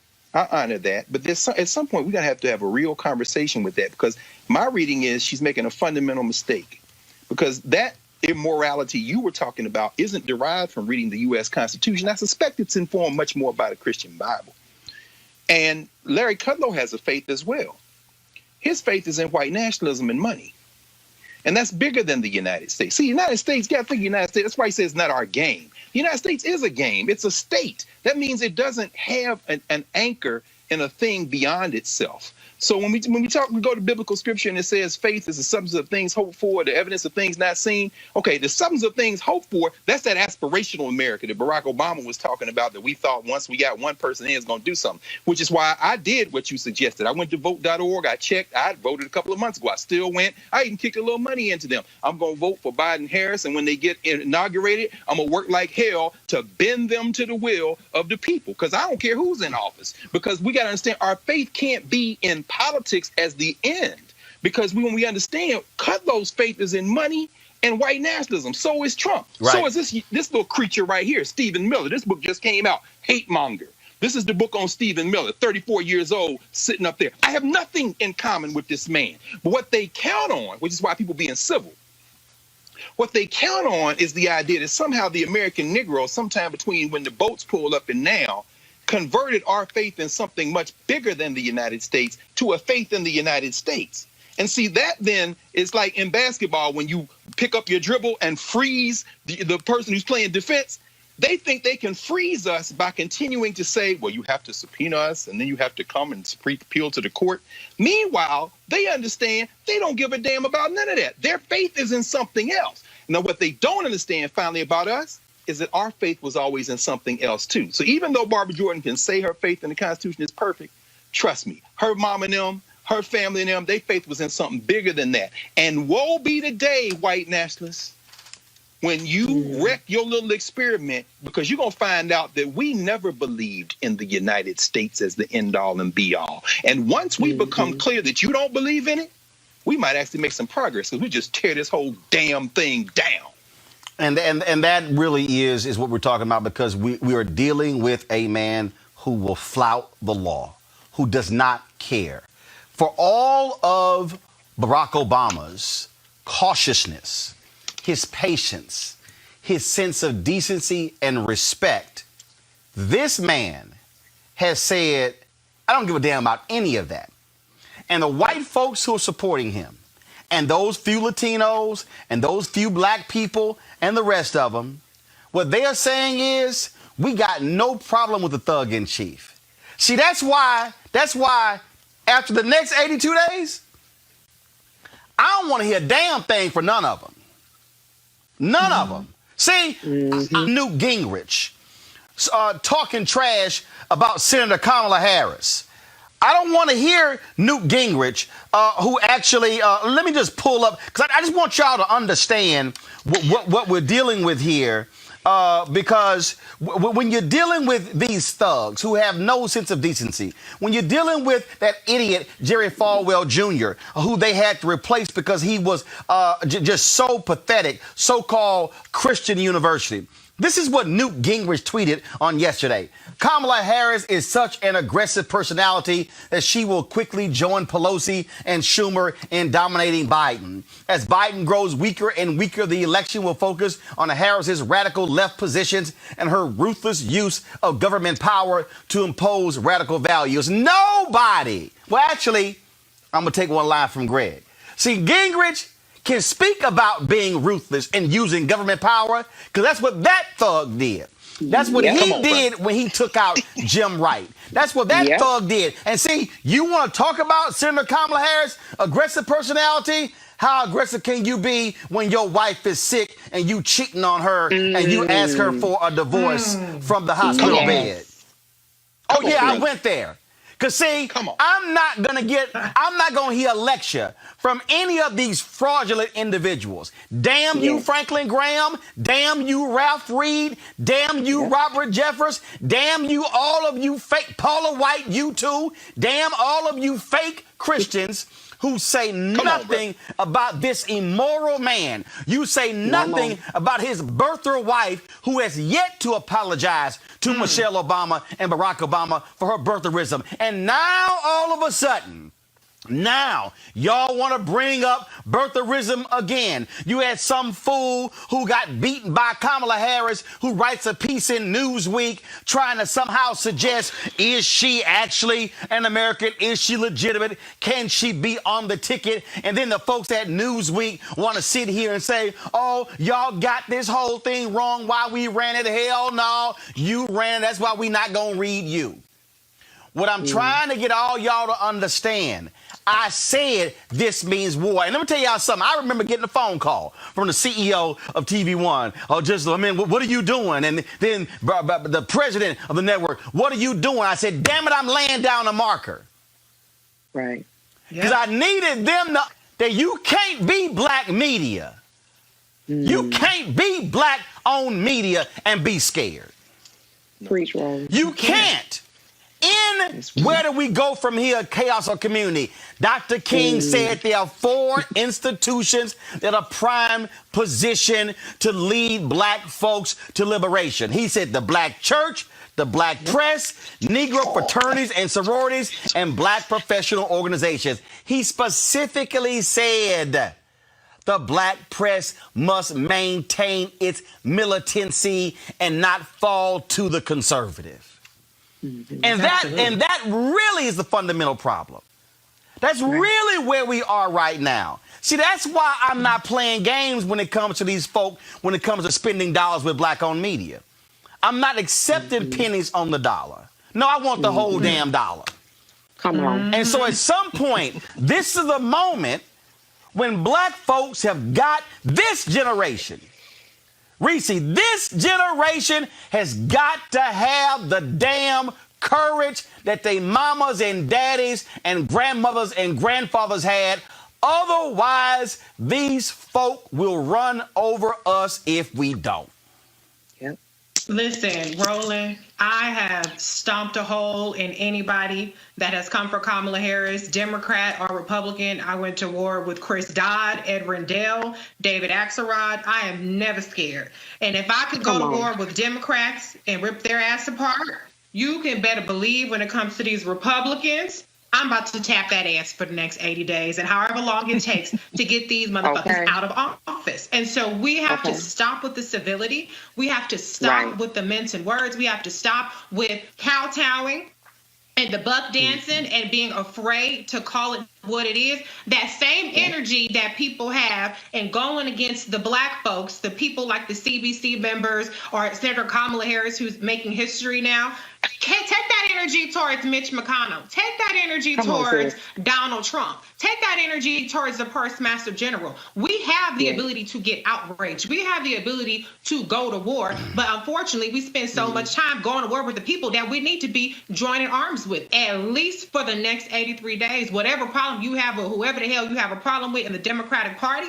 you got to set that aside, because these Republicans are ruthless and we have to be even more ruthless. We have to ruffle even more feathers. We have to shake the table like we haven't shaken it before. We got to take the energy towards those who will keep their foot on our necks. And if we do not win in November, we are done. We are done. Right. And I know Dr. Carr says that this, he's fine to see this American experiment kind of go a certain way. I don't have that kind of faith, Dr. Carr, about what's on the other side of that. So for me, I'm trying to see us get back to where we need to get to and make sure that we take out the people that need to be taken out, and that's Donald Trump and all his cronies. And Erica, here's the deal. That's right. I got white folks who watch the show who actually sent money in. I need them to have the same courage. There's a reason in that commentary I mentioned Viola Liuzzo. There's a reason I can mention James Reed.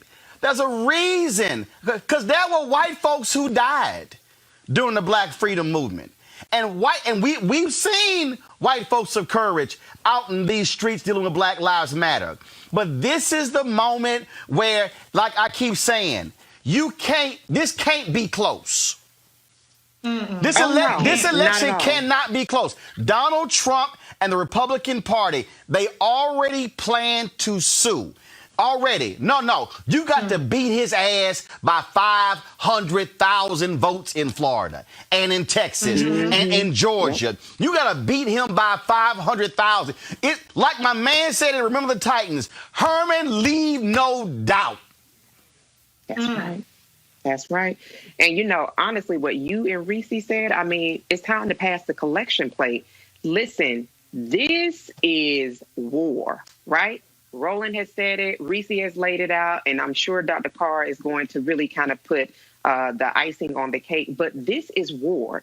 And for the amount of time, and I have to continue to go back to this because, honestly, it's a case against the simples and about it. If you are a simple person, then a simple person would be more relegated to kind of having these arguments and comments in social media, talking about things that don't have any type of bearing over your liberties and over the semblance of freedom that we do have remaining. This is a time to focus. And so, again, what Reese talked about is all of that energy that people put towards biting and talking about the 55, I believe it is, members of the Congressional Black Caucus. People talk about folks that are doing the unsexy behind-the-scenes work as legislators to ensure that there is a voice at the table that is representative of Black folks, their constituencies, working class, poor, rural, all of that, to actually put that energy into, as we've been talking about for quite some time here on Roland Martin Unfiltered, get your voting plan together. Because, see, what you're not going to hear in the birther conversation is Raphael Edward Cruz, a.k.a. Ted Cruz, who was born in Canada, okay, whose father actually claimed political asylum here in the United States from Cuba. You're not going to hear about the late John McCain that was born in Panama, but you will hear it around Black-facing folks. So honestly, people need to step away from the conversation, calling into question who Kamala Harris is. She's a Black woman, damn it. She has led on the executive level. Anything you need to know about comprehensively around Senator Kamala Harris,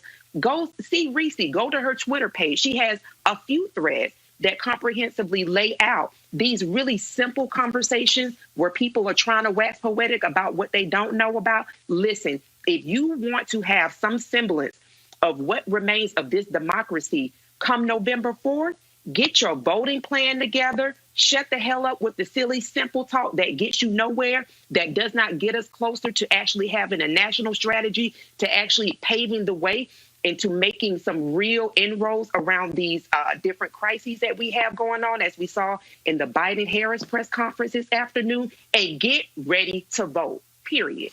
Greg, this and Greg, and I really need people listening to understand. That's First of all, we got right now. We got it's we about to hit 7,000 on YouTube. We almost got 2,000 on Facebook.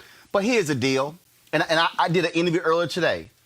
The big problem we also facing with right now, and just y'all for those of y'all who got kids watching, I'm giving you a warning in advance. The fundamental problem is we're being fed too much bullshit from black media. Oh God.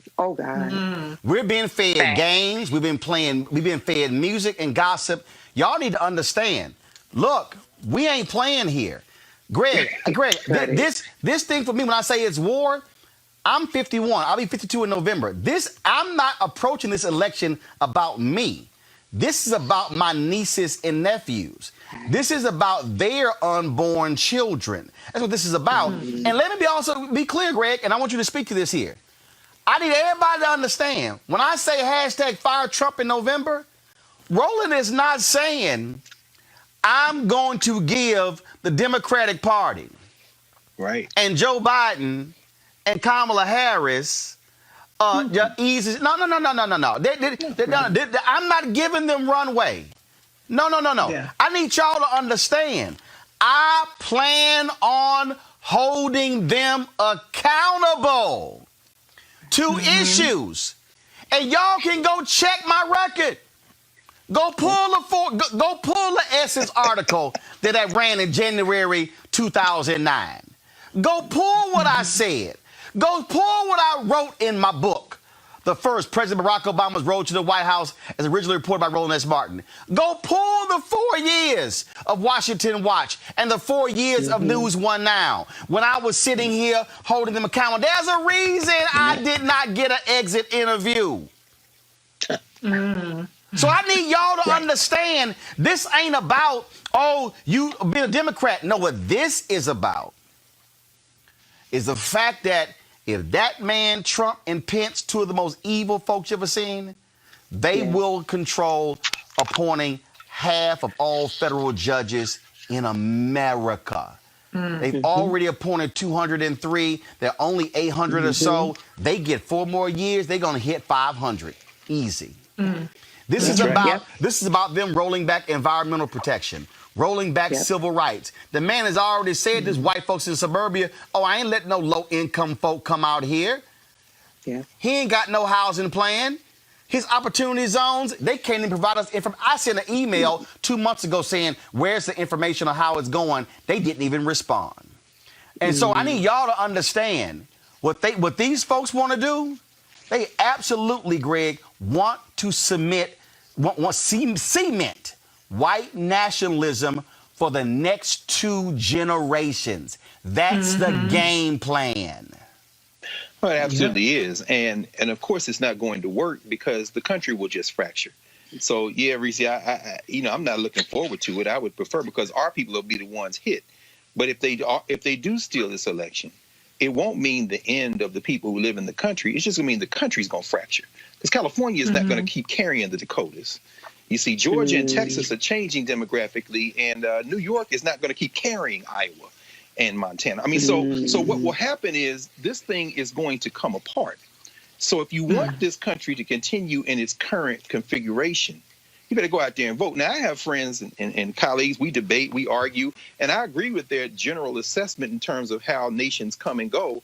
But they are there. So some of them will sit that out.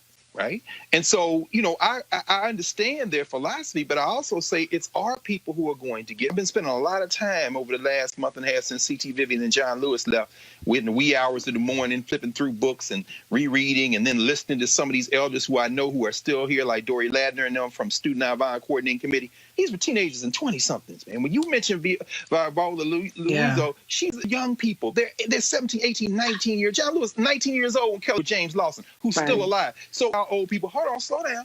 Because guess what?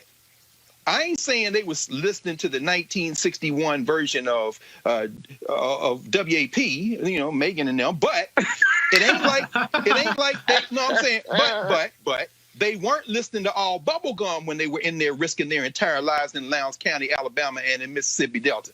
They were having fun. They were sleeping with each other. They had all kind of intrigue. Read Stokely Carmichael Ready for Revolution. Read James Farmer, The Making of Black Revolutionaries. Look up who Ruby Doris Smith Robinson is, Keisha Lance Bottom's auntie. They were having the same fun young people are having now. They listen to the music. They doing what they doing. They grinding. They doing it. And then they put their entire lives on the line, not for the red, white, and blue, but for something deeper than that. For the idea that if you are a human being who draws breath on the earth, you should have a dignity that we respect. And in respecting your dignity, I respect my own. That's a bigger principle than this crap we call the American Constitution or the American dream. That's not what they were talking about. Now, they wrapped it in that because they understood that that was the bridge some people have to walk across to believe that they have something to hold on to. That's why I said, when you talk about faith being the evidence of things not seen, that don't mean the thing don't exist. It means you can't see it yet. And that's what these white nationalists have relied on.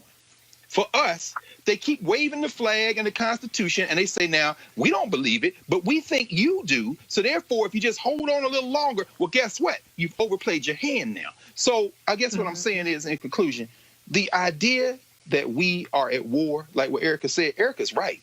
We are at war, and this war isn't just about an election, but without the election, the other thing comes quicker. And what is the other thing? The other thing, even about the fracturing of the United States.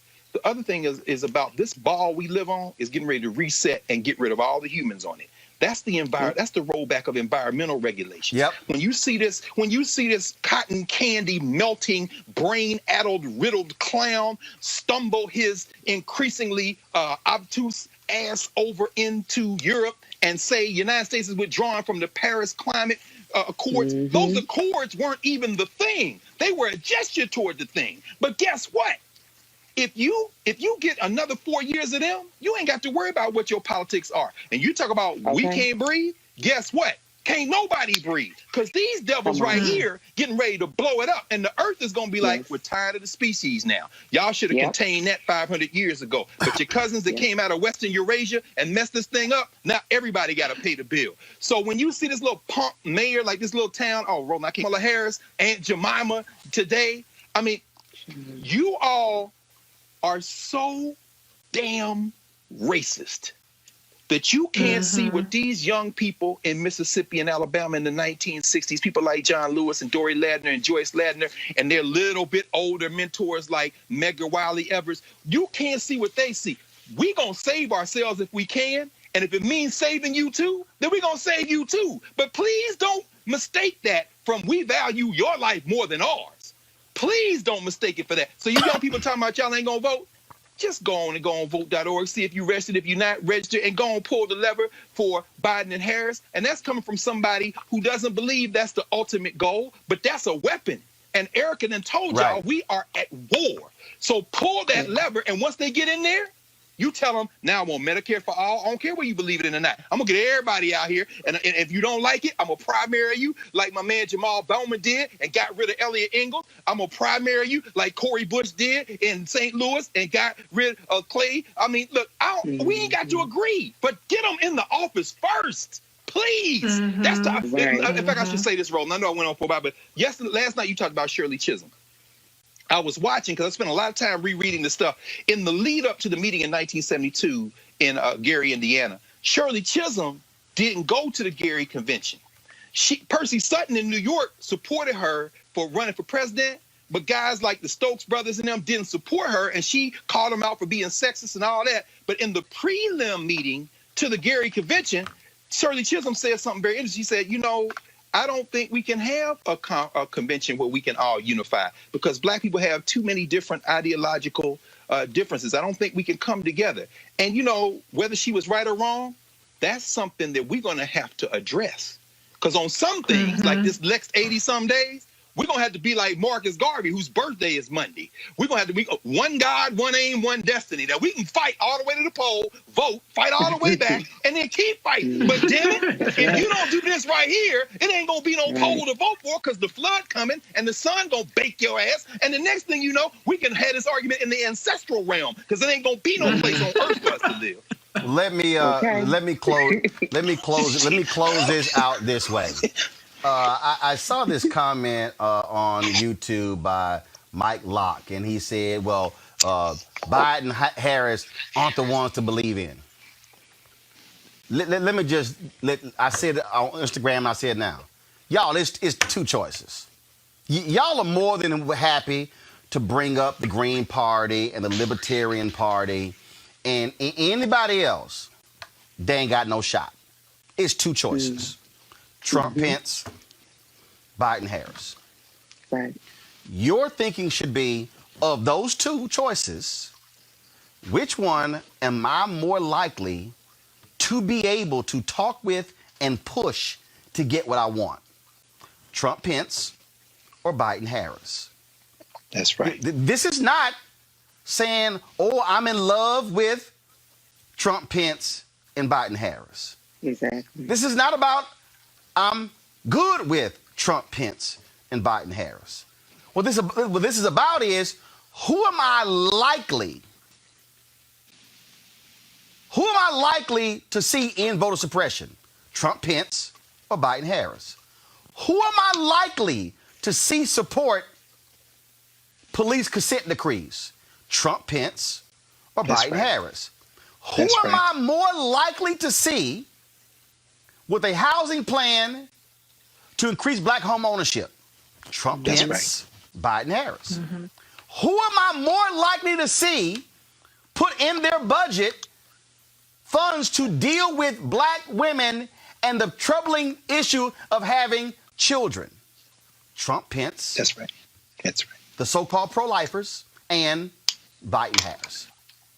Who am I more likely to see reinstate the Obama-era law that protected black people from auto discrimination? The team that actually rewrites. Trump, Pence, who's rolling it back, or Biden, Harris? See, these are real basic. These are real basic and fundamental. And so what you have to say is, okay, I got to make a decision here. And what I got to say is, these are the issues that I care about. Okay, and okay, who am I going to go with? And as Greg said, when I do it, I am then going to put pressure on you to ensure that you do it. Right now, who's ignoring you? Trump, Pence, or Biden, Harris? Who has actually talked with black media, which means talking to black people? Trump, Pence, or Biden, Harris? That really, folks, is how you make decisions. I don't have to like anybody. I don't have to love anybody. But what you do have to do is like and love yourself. Yes, sir. And your children. And your nieces and nephews. And your aunts and uncles. And your mamas and daddies. And your neighbors. And your frat brothers, your sorority sisters. And your church members. And your Boulay brothers. And your Prince Hall Mason brothers. And your Eastern Star sisters. I can go down the whole line. You got to make a decision. Do I love me and my people enough to actually use the one thing that they've been trying to take from me? And if they have worked that hard, y'all realize Desmond and Sheena Meade spent 10 years trying to get Amendment 4 on the ballot and approved in Florida? Y'all, 10 years. And when they did, Florida Republicans changed the law to make it harder to get ballot initiatives. They were fine with Republican ballot initiatives, but they made it harder after those black folks with the Florida Rights Restoration Coalition aligned with white people in Florida and Latino people in Florida and Asian people in Florida, and that sucker passed more than 65%. The Republicans like, no, hell no, we gonna make this even more difficult. Y'all, it took them 10 years. And they are still fighting it. So you gotta vote. You gotta say, who's with that amendment? Trump, Pence, Biden, Harris. That's right. That's what you got to decide. And then what you got to do in this COVID world, I need every single one of y'all to do this here. I need every single, y'all, it's 6,785 of y'all watching right now on YouTube. It's 1,400 watching on Facebook. It's 128 watching on Periscope. I need every single one of you. So that right there, y'all, is 81. That's 8,200. If every single person watches, and if every single person says, watching, I am going to reach out to 10 people, minimum. That means just the people. I need y'all. I need y'all to listen to what I'm about to say. See, I love it when God just drops it. There are 8,200 people watching this show live. If every person watching this show reaches out to 10 people who are not registered to vote, just the people watching this show will reach more people than was the winning vote margin for Donald Trump in 2016. 8,200 people times 10 is 82,000. Donald Trump won by 78,000 votes. So just everybody watching, you could, if everybody does 10, you could actually get more people registered than the actual vote, the margin of victory for Trump in 2016. All I'm asking you to do is reach 10. That's all. Every one of y'all know at least 10 people. That's all I'm saying. You can't, and let me be clear, you cannot be in a war if there are no troops to fight the battle. That's right. You can't keep asking for generals to come up with the game plan, the battle plan, to then rally the troops if ain't no troops. That's why we all got to be in this thing. And it's the same reason why, look, y'all got to tell, I need all y'all tell them, watch this show. Tell them folks, stop watching mess. Turn them damn reality shows off you see on OWN and VH1 and TV1 and all them damn networks. All they are doing are feeding us nonsense every single day. I don't care. I don't I don't allow that bullshit in my house because if it ain't feeding this, it's two things. It's two things, y'all. Fertile minds will grow, or if you infect fertile minds with weeds, it would destroy the soil. Yes. That's why we do what we do. All right, folks, back to our Roland Mark Unfiltered video in just one moment. It's 6.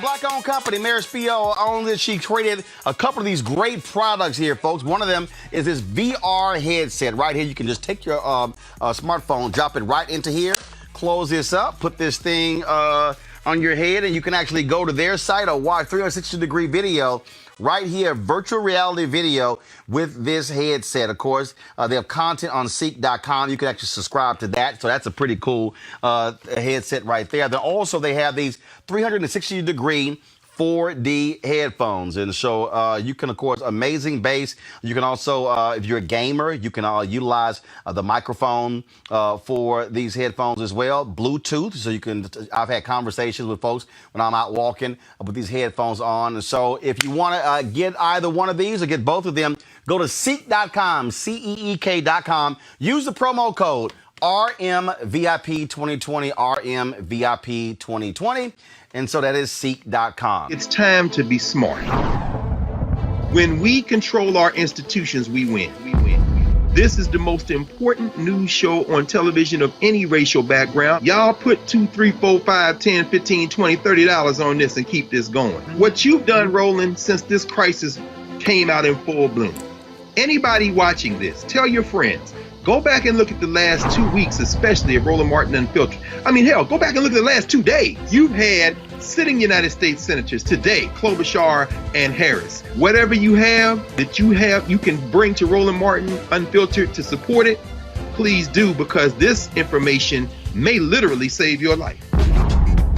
Watch Roland Martin Unfiltered daily at 6 p.m. Eastern on YouTube, Facebook, or Periscope, or go to RolandMartinUnfiltered.com. Support the Roland Martin Unfiltered Daily Digital Show by going to RolandMartinUnfiltered.com. Our goal is to get 20,000 of our fans contributing $50 each for the whole year. You can make this possible. RolandMartinUnfiltered.com. You want to support Roland Martin Unfiltered? Be sure to join our Bring the Funk fan club. Every dollar that you give to us supports our daily digital show. There's only one daily digital show out here that keeps it black and keep it real. As Roland Martin Unfiltered. Support the Roland Martin Unfiltered Daily Digital Show by going to RolandMartinUnfiltered.com.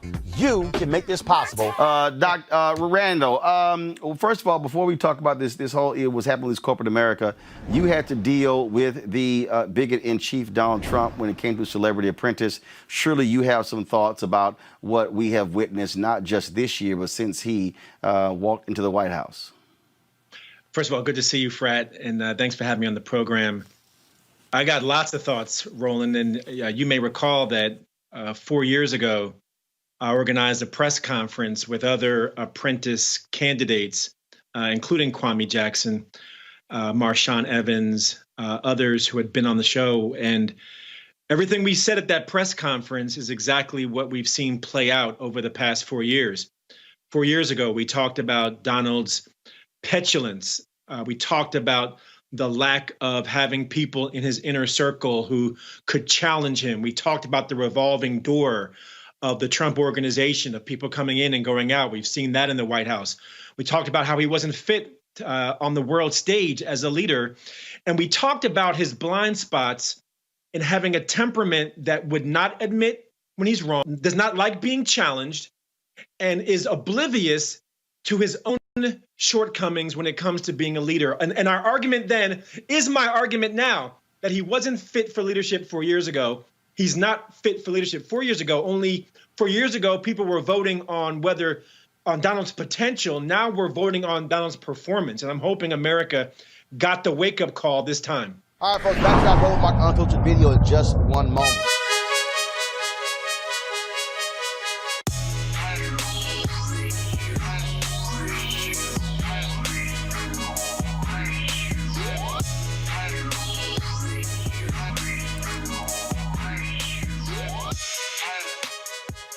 All right, we support black-owned businesses here on Roland Martin Unfiltered. The folks at Seek.com, they, of course, have a couple of things. Their virtual reality headset right here, folks. You just drop your cell phone right in. You can look at their content on Seek.com or look at 360-degree video right here through this headset. It's it's pretty fabulous to actually be in the room, in the place with that virtual reality video. They also have these great 360-degree 4D headphones. Gamers love them. You can listen to music, watch videos, great surround sound. All of that's great. These two devices here you can get from Seek.com, CEEK.com. Use the promo code RMVIP2020, RMVIP2020. And we certainly thank Mary Spiel, the founder of the company, and the folks at Seek.com for being supporters of Roland Martin Unfiltered. In America, everyone counts, and the 2020 census is how that great promise is kept. Respond today online, by phone, or by mail, and help inform hundreds of billions in funding for education, health programs, and more. Shape your future. Start at 2020census.gov. As of today, 6 million cases of COVID-19 in the United States. 186,000 people have died from the disease. Public health officials in all 50 states and 5 large cities have been notified by the Centers for Disease Control and Prevention. They are to prepare to distribute a vaccine for coronavirus to healthcare workers and other high-risk groups as soon as late October or early November. this past week, Dr. Anthony Fauci, the country's top infectious disease expert, and Dr. Stephen Hahn, the head of the Food and Drug Administration, have said that a vaccine may be available for certain groups before the clinical trials are completed. That is only if the data is overwhelmingly positive. Joining us right now is Dr. Tyson Bell, critical care infectious disease specialist at the University of Virginia. Doc, do you buy this nonsense? Do you buy? I call it nonsense regarding this here because Trump desperately wants to rush out with something before the election to show, oh, I'm paying attention to this. That whole plasma, news conference, that was a joke as well. And the FDA had to come back and apologize for it. Are people in the medical community actually buying this? I think there's a lot of skepticism, Roland, honestly, because this administration has made it clear that they want to have a vaccine out and available before the election. And unfortunately, the FDA and the CDC have both put out signals that they've been bending to political pressure. So we do think that this is an ambitious timeline. Of course, if there is something could be ready and available by late October, early November, that would be great. But based on the enrollment, the pace of enrollment now and the approval process, that's incredibly ambitious. So there is some skepticism. So this supposed vaccine will be first for healthcare workers like you. Will you take a vaccine without knowing the clinical trial results? Well, that's an important question because there is an approval process that the FDA goes through, and there's two different main approval pathways. One is the emergency use authorization. This is the way that convalescent plasma and hydroxychloroquine were approved, and you see how, at least for hydroxychloroquine, that was revoked. It's a lower standard of evidence to get a product on the market under the guise that you have to get something out there quickly before all the evidence is available. It would be much better to get it fully licensed before distributing it to billions of people, billions with a B, because we have to be absolutely sure that something that we're giving to healthy people is not going to make them sick. Well, but the thing here again, Fauci has been saying for the longest, take your time going through this. Trump is saying rush, rush, rush. I'll be honest, I don't trust anything from the FDA. I don't. I don't trust anything Hahn says because they are bowing to the pressure from Trump. And I can't look to them as a credible, fair source, knowing full well the kind of pressure he has exerted them to skip over steps, skip processes, throw them out the window in order to fit his narrative. I think there are a lot of issues here with erosion of public trust in our institutions. And, our thought was, that the FDA and the CDC, where public health professionals have made their careers, would not succumb to these sort of pressures. I want to point to comments by Peter Marks, who heads the FDA division on vaccine development. He has indicated publicly that if he felt that the FDA was succumbing to public pressure, that he would resign. Now, the FDA, before they approve a product like a vaccine, they listen to an advisory committee that's made up of independent experts around the country. It's called the Vaccine and Biological Related Products Committee. So if an approval comes, this committee will review the results of the clinical trials and give a recommendation. The FDA follows through with it. Their next meeting is scheduled for October 22nd. It's a public meeting. I think this will be an important way to see if the inner working, to see what data is available, if there is any data available, and to make sure that we're going through and following the science. Now, this is one instance, Roland, where we absolutely cannot put the politics before the science. And again, look, you're already dealing with a disease that, frankly, health people have no idea how it really affects us. You've got these sports leagues, these conferences in college.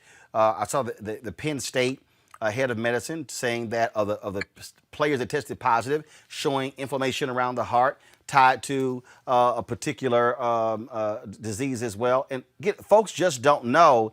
And I'm sorry, I just can't, for the life of me, I can't listen to anything that comes out of Donald Trump or Mike Pence's mouth where the public can say, oh, rest assured the federal government has done what it's supposed to do when it comes to this vaccine to make sure it is safe. No, he wants to be able to say, I did it. See, I'm trying to save Americans. And so they want it out a week before the election, not caring what happens, frankly, to people after the election. They just want to win. Yeah, we have to make sure that we follow the science, Roland. And I can't stress it enough that we've had several instances now where that comes into question. And through different pandemics and public health crises, we've always had the trust of the CDC, the NIH, and the FDA to do what's right as far as the science. No one ever gets everything right, but we trust that we're following the science and not bending to political pressure. And unfortunately, we're in a different time now with a different president. And we just have to make sure that as public health professionals, that we're being diligent with the science, that we're messaging people appropriately on forums like this, so that when there is a product available, we can be sure that it's going to be safe for people. All right, then. Well, look, I mean, I think, again, what our goal, very simple, is to ensure that our folks are safe. And, you know, I just wish, you know, you had people of courage who had the audacity to tell Donald Trump no. Then if he said, I'll fire you, they would say, fine, fire me, but I have to do this for the good of the American people.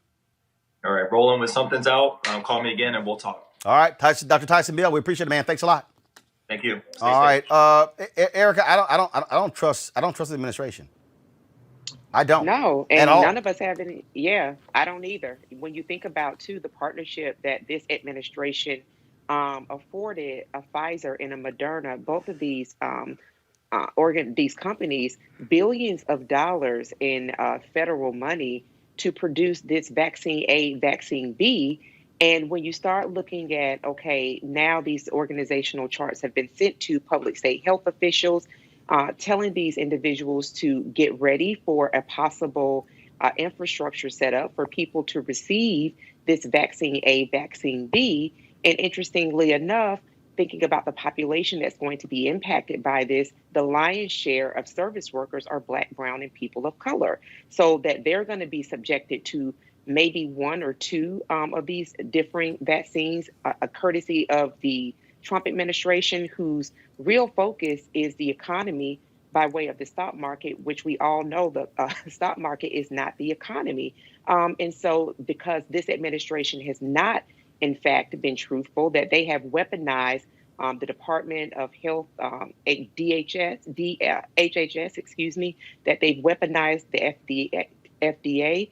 When you think about parts of the CDC that have been weaponized, that we just can't trust because they've not laid out a national strategy. But what they have, in fact, done is skipped over to say, okay, so 186,000 souls have gone. But you know what? We have the answer to it, and we're probably going to have it ready early November, November 2nd.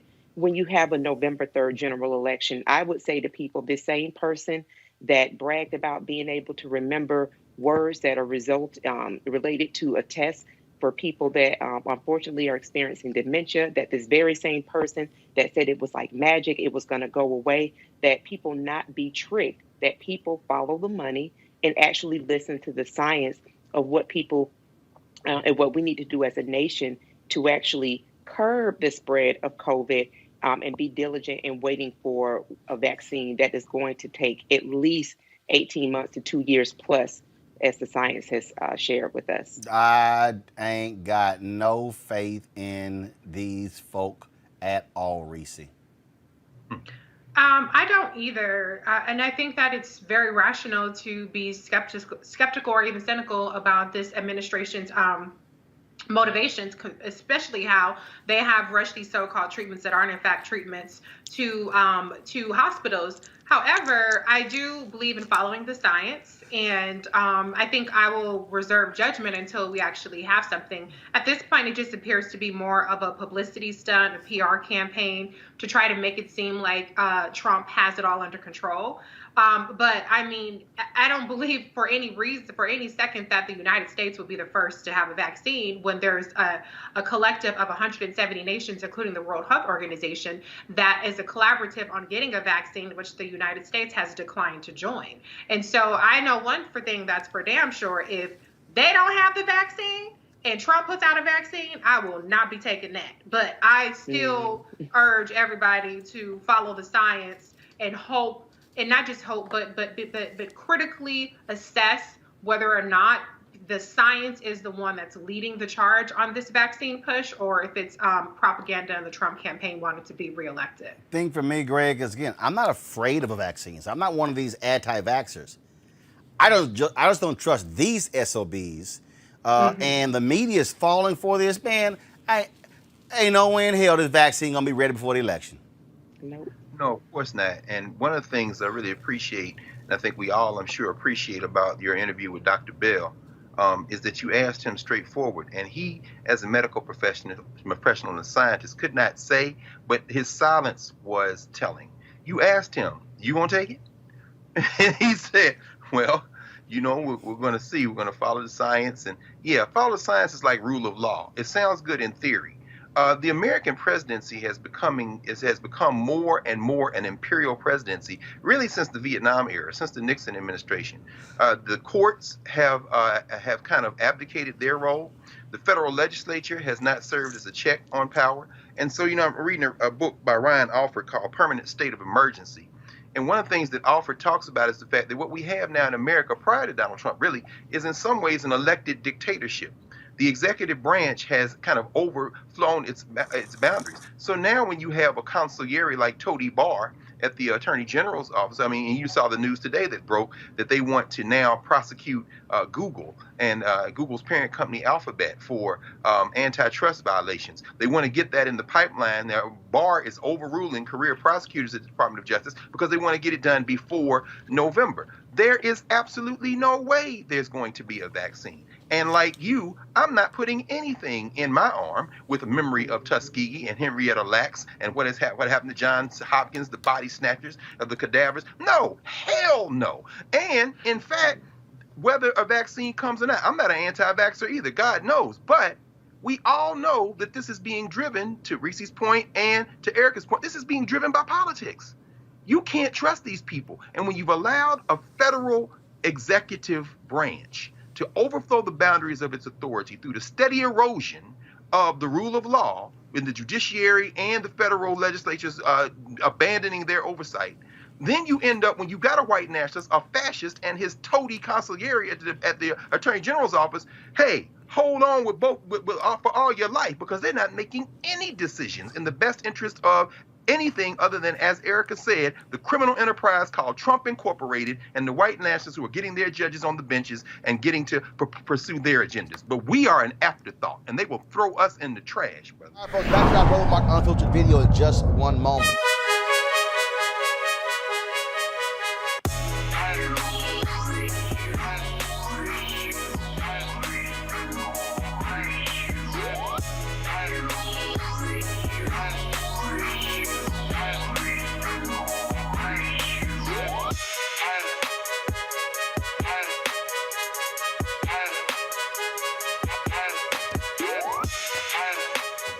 All right, the folks at Seek.com, black-owned company founded by Mary Spiel. They've had a couple of great products we want you to check out. This is their virtual reality headset, which, of course, allows for you to watch the content on Seek.com right through your phone. Check it all out in virtual reality. In addition to that, you can also look at 360-degree video on your phone as well. And so that's what this particular headset is. You just simply take your phone, drop it right into the headset, and that's it. Then, of course, you have their 360-degree 4D headphone, which is right here. Of course, Bluetooth enabled, tremendous bass sound. You hear the sound all around. Also, gamers use it. Got a headset used for that as well. And so you can get one or both of these products or subscribe to Seek.com by going to their website, Seek.com, Seek.com, with the promo code. Come on, guys, show it, RMVIP2020, RMVIP2020. And so go to Seek.com. And so we certainly appreciate Seek being a partner here at Roland Martin Unfiltered, and, of course, being the sponsor of our bi-weekly tech segment. In America, everyone counts, and the 2020 census is how that great promise is kept. Respond today online, by phone, or by mail, and help inform hundreds of billions in funding for education, health programs, and more. Shape your future. Start at 2020census.gov. Donald Trump is acting as if the Department of Justice is his personal attorneys. Oh, he's finally gotten his personal attorneys, but they have gone on the deep end, if you will. We're not even talking about trying to enter their appearance into the rape case against Donald Trump, the civil rape case, move it to federal court. And because Donald Trump denied the allegations while he was president, this rape allegation is at least 10 plus years old. They are trying to become the defendant in the rape trial and then get the case dismissed because of the Federal Tort Claim Act, which would disqualify this claim. If that's not imposing yourself as the president's lawyer, when he's got personal lawyers who at the state court level have lost, then how else can you define that he's got the DOJ at his disposal? Hopefully the judiciary will deny this claim, if you will, and then deny the removal to federal court. But we better watch that case, because if they're able to do that, then the justice system has been completely and totally corrupted, whether it's the judge or whether it's the prosecutors or personal lawyers of the victim here. Nobody's talking about that because of these tapes, but this is a move by DOJ. Let's see if it works. But that's awful. Back to that Roland Mark Unfiltered video in just one moment. As our community comes together to support the fight against racial injustice, I want to take a second to talk about one thing we can do to ensure our voices are heard. Not tomorrow, but now. Have your voices heard in terms of what kind of future we want by taking the 2020 census today at 2020census.gov? Now, folks, let me help you out. The census is a count of everyone living in the country. It happens once every 10 years. It is mandated by the U.S. Constitution. The thing that's important is that the census informs funding, billions of dollars, how they are spent in our communities every single year. I grew up in Clinton Park in Houston, Texas, and we wanted new parks and roads and a senior citizen center. Well, the census helps inform all of that and where funding goes. It also determines how many seats your state will get in the U.S. House of Representatives. Young black men and young children of color are historically undercounted, which means a potential loss of funding of services that helps our community. Folks, we have the power to change that. We have the power to help determine where hundreds of billions in federal funding go each year for the next 10 years. Funding that can impact our community, our neighborhoods, and our families and friends. Folks, responses are 100% confidential and can't be shared with your landlord, law enforcement, or any government agency. So please, take the 2020 census today. Shape your future. Start at 2020census.gov. In America, everyone counts, and the 2020 census is how that great promise is kept. Respond today online, by phone, or by mail, and help inform hundreds of billions in funding for education, health programs, and more. Shape your future. Start at 2020census.gov. Well, folks, Donald Trump was in Atlanta today unveiling his plan for Black America. It is called the Platinum Plan. Quite interesting. He presented this in front of a group of African Americans. He designates the KKK and Antifa as terrorist organizations, called for making lynching a national hate crime, and also they want to make Juneteenth a national holiday. Now, according to the plan, according to the campaign, the plan will increase access to capital in Black communities by almost $500 billion and create 500,000 new Black-owned businesses. Here's Donald Trump talking to y'all. And then, of course, when he's done, I will deconstruct this entire plan. And I'm here today to announce a brand new plan to deliver more opportunity, more security, more fairness, and more prosperity to Black communities. We call it the Platinum Plan. Platinum Plan. And that's a contract with Black Americans, and it's going to be something that people talk about for a long time to come. If you vote Republican over the next 4 years, we will create 3 million new jobs for the Black community. Open 500,000 new Black-owned businesses. Increase access to capital in Black communities by $500 billion. And this includes investing in community development, financial institutions, and minority depository institutions. Build up peaceful and safer urban neighborhoods with the highest standards of and you know this, of policing. We want the highest standards. We have to have highest standards of policing. Bring even greater fairness to the justice system. We did criminal justice reform. We remember that. Even greater, we will create a national clemency project to right wrongful prosecutions and to pardon individuals who have reformed their life. You saw Alice, right? We love Alice. She had another 24 years to go. Can you believe it? She served 22 years. She had another 24 years to go. It was ridiculous. And she is a great woman. Create a ladder of opportunity for African American children by delivering school choice to every parent in America. So important. Give black churches the ability to compete for federal resources for their communities. Bring better and tailored health care to address the historic disparities that we've had for so many years. You know that. This includes investing in treatments for kidney disease, diabetes, high blood pressure, sickle cell disease, and maternal mortality. Advance home ownership and wealth building in the black community. Bring more manufacturing back to the USA, which we're doing anyway. And back to the inner cities, which have been largely forgotten, although not so much in the last 3 years when you get right down to it. Thank you. And Democrat policies that import low-wage foreign workers from overseas to replace black workers in our inner cities. Joe Biden cares more about the citizens of foreign countries than he does about black Americans living in our own country. I will always put Americans first, and that includes, very, very importantly, black Americans.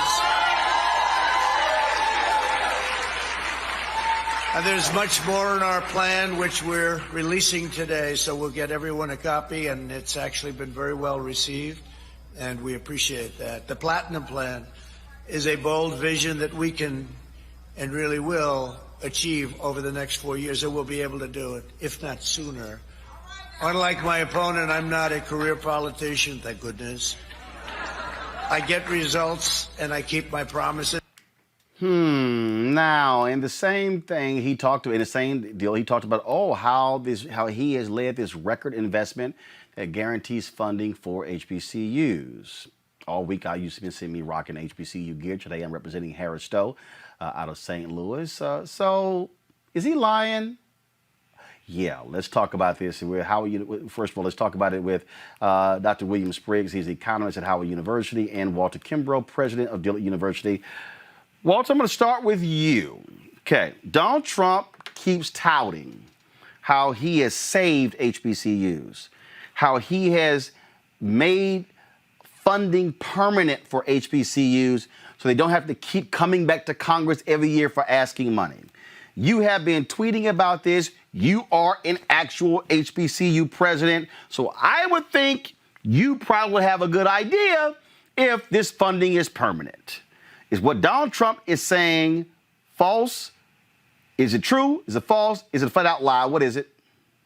Flat out lie. And it just drives me crazy because particularly for the program that got funded, there are over half a dozen federally funded programs for HBCUs.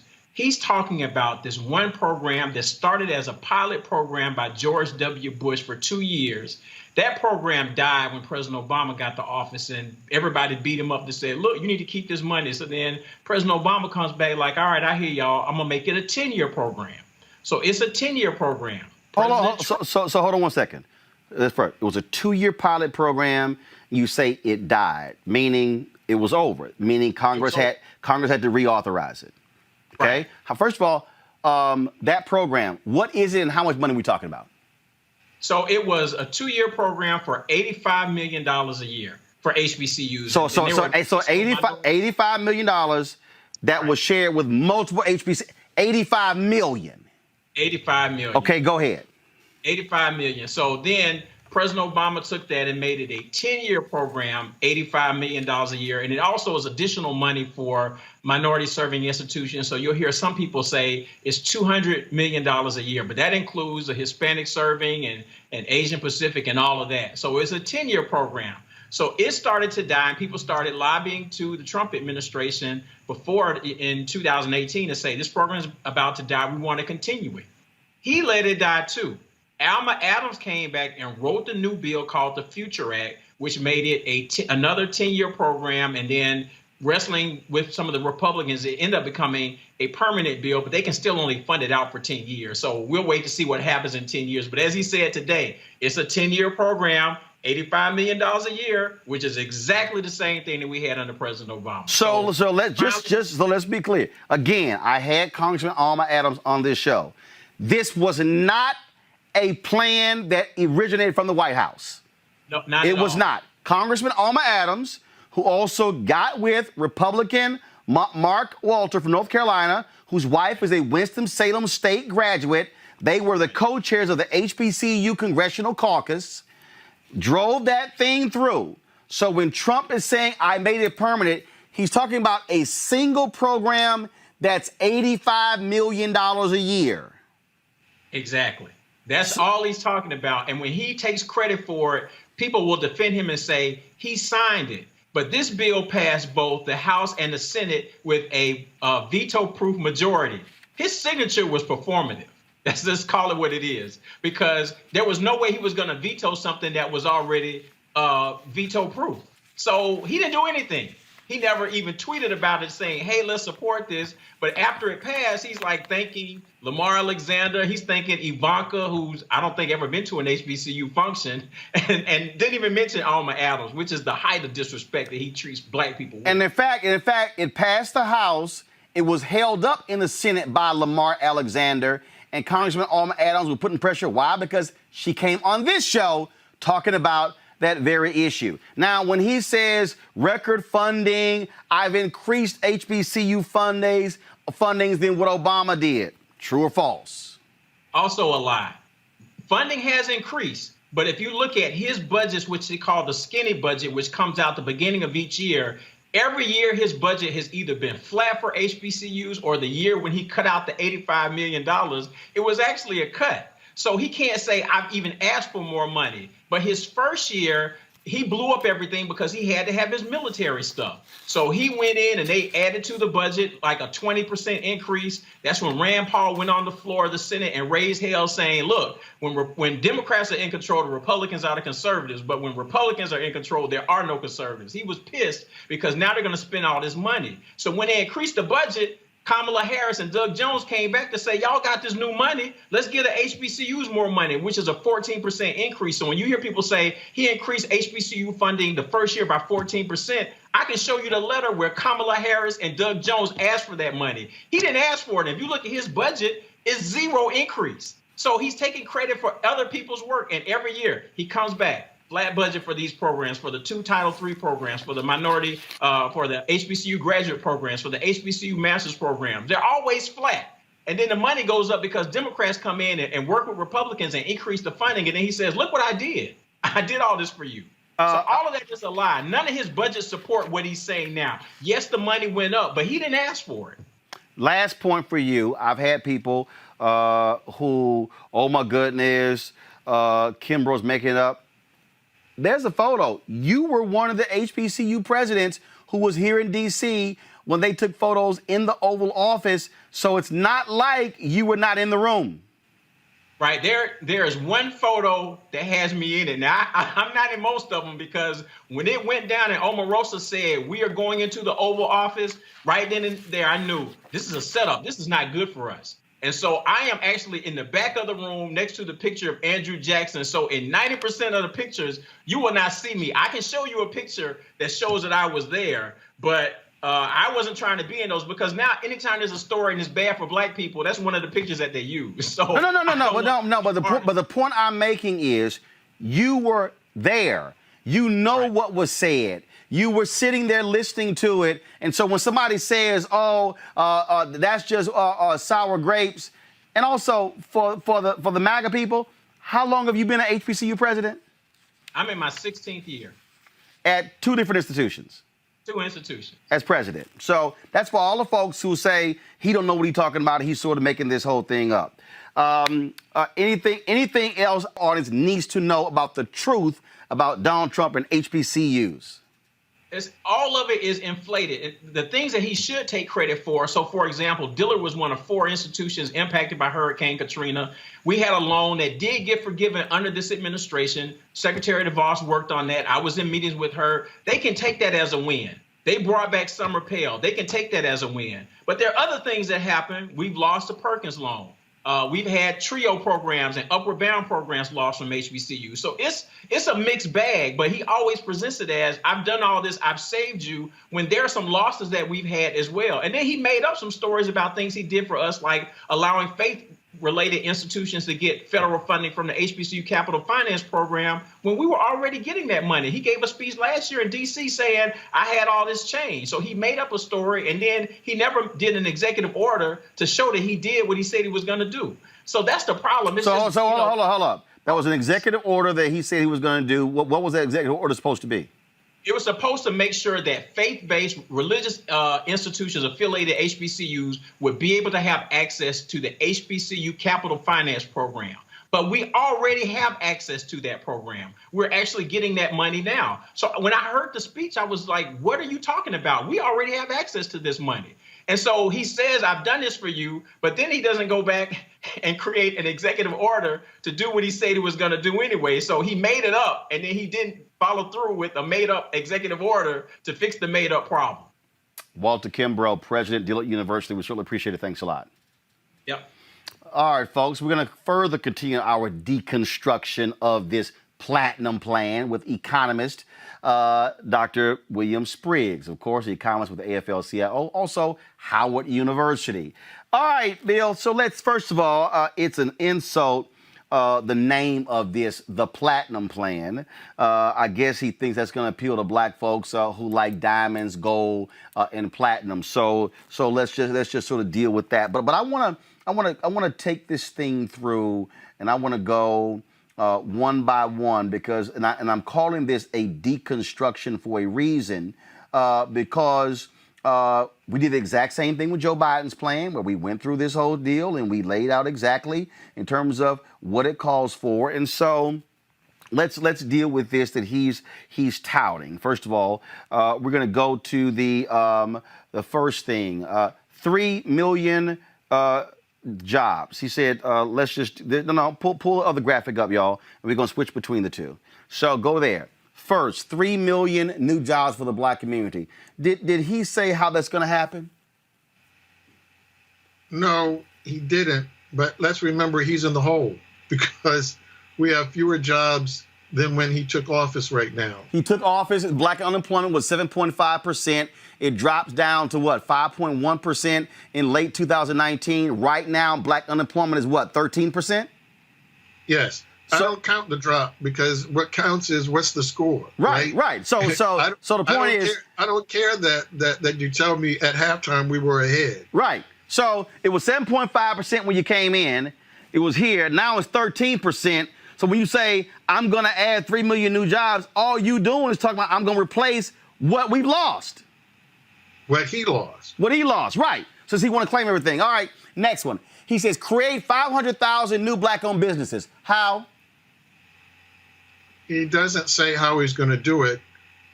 If he doesn't address discrimination in lending, he can't. And we saw what his Treasury Department did. The payroll protection program rolled out, and black businesses were disproportionately hurt because their competitors got loans, they did not. And we know that within that short space of time, we lost a way disproportionate share of black jobs, while his Treasury Department did nothing. It took Congress to come back, reauthorize the PPP program, and direct that the money went to CDFIs, community development financial institutions, and minority depository institutions, so that the money would get to black businesses. $1 late. But here's the other deal. But we've also we're losing. He had an opportunity to just keep the number of businesses, and he failed. We've been losing businesses because of COVID, and so when you say you're going to add 500,000, same thing. You're trying to add what we've actually lost. So let's go to the guys. Pull the next one up. Put the graphic up, please. Come on. I need the graphic. Come on, no, the graphic, please. Thank you. Thank you. That one. Increase access to capital in black communities by almost $500 billion. Okay, but here's the piece, y'all. Read the details. Come down to my graphic, please. Where the $500 billion comes from is seeking infrastructure funding that will lead to widespread growth in the annual $500 billion federal contracting opportunities. He's talking about the same money. So that's right. That's not 500 new billion. He's like, oh, I'm just touting what is over here in the infrastructure plan. But that's infrastructure. That's not to black businesses. Precisely. Keep going. That's just again, walking people through. Next item on the graphic. All right. Safe urban neighborhoods with the highest policing standards. That's a waste of my time. But you know what? Let me just do this here. No, let me go to my deal here. So let me go right down to that one. So here's what's quite interesting about that. Because this is the detailed plan that I have right here. So he says that, y'all gonna love this one. National Clemency Program, got that. This is right here. Restore safety to America's great cities by working with police departments. I'm gonna bring in Rob and Amisha right here as well. And accountable models of policing, including diversity training and accreditation standards. Rob, how can you say you're going to have diversity training for cops when you just got rid of diversity training on the federal level? I was going to make that point. You know, he has an executive order getting rid of diversity in training, and he has an executive order where he doesn't want us to tell the truth about history. He says, so we don't want to deal with the fact that we've had racism. And he says this line in his executive order that says, you know, the Civil War dealt with this, and people are acting as if we were built on a racist country. We were, and we still haven't gotten rid of a lot of things, and we need to deal with it and really tell the truth about it. So he's not even telling the truth of history. He doesn't care about diversity and training. He is doing this to make some white people, and I guess the few black people that are supporting him, feel like they have something to talk about. Like, okay, we know you're saying racist stuff. We know you've done all this stuff. So we got to have something. And now he can just give them this talking point, like, I'm going to help black people by doing this. The man has been there for 4 years, and you're going to tell me 45 days before the election you got your black plan? You can say black people now? I mean, I'm just saying. Amisha, I'm looking here again under this whole deal of fueling access to capital for black-owned businesses. He says increase opportunities for small business lending and technical assistance through community development financial institutions in order to grow business and create generational wealth opportunities with over $400 billion in lending. Then he says, examine alternative ways to build credit, including rent, utilities, and phone bills. Make the Minority Business Development Agency permanent. Appoint its leader to the Assistant Secretary of Commerce level. Create a sub-office of African American Affairs and engage with private sector advisors to ensure real-world plans and solutions. Increase the number of black-owned contracting businesses, financial services entities, and private equity investment funds through regulatory reform and up to $40 billion in government funding alongside traditional private investment. Advance lending relationships with financial institutions, particularly those businesses who weren't able to participate in PPP. Host senior executives from major financial institutions on a quarterly basis to advance new and equitable lending programs for black communities.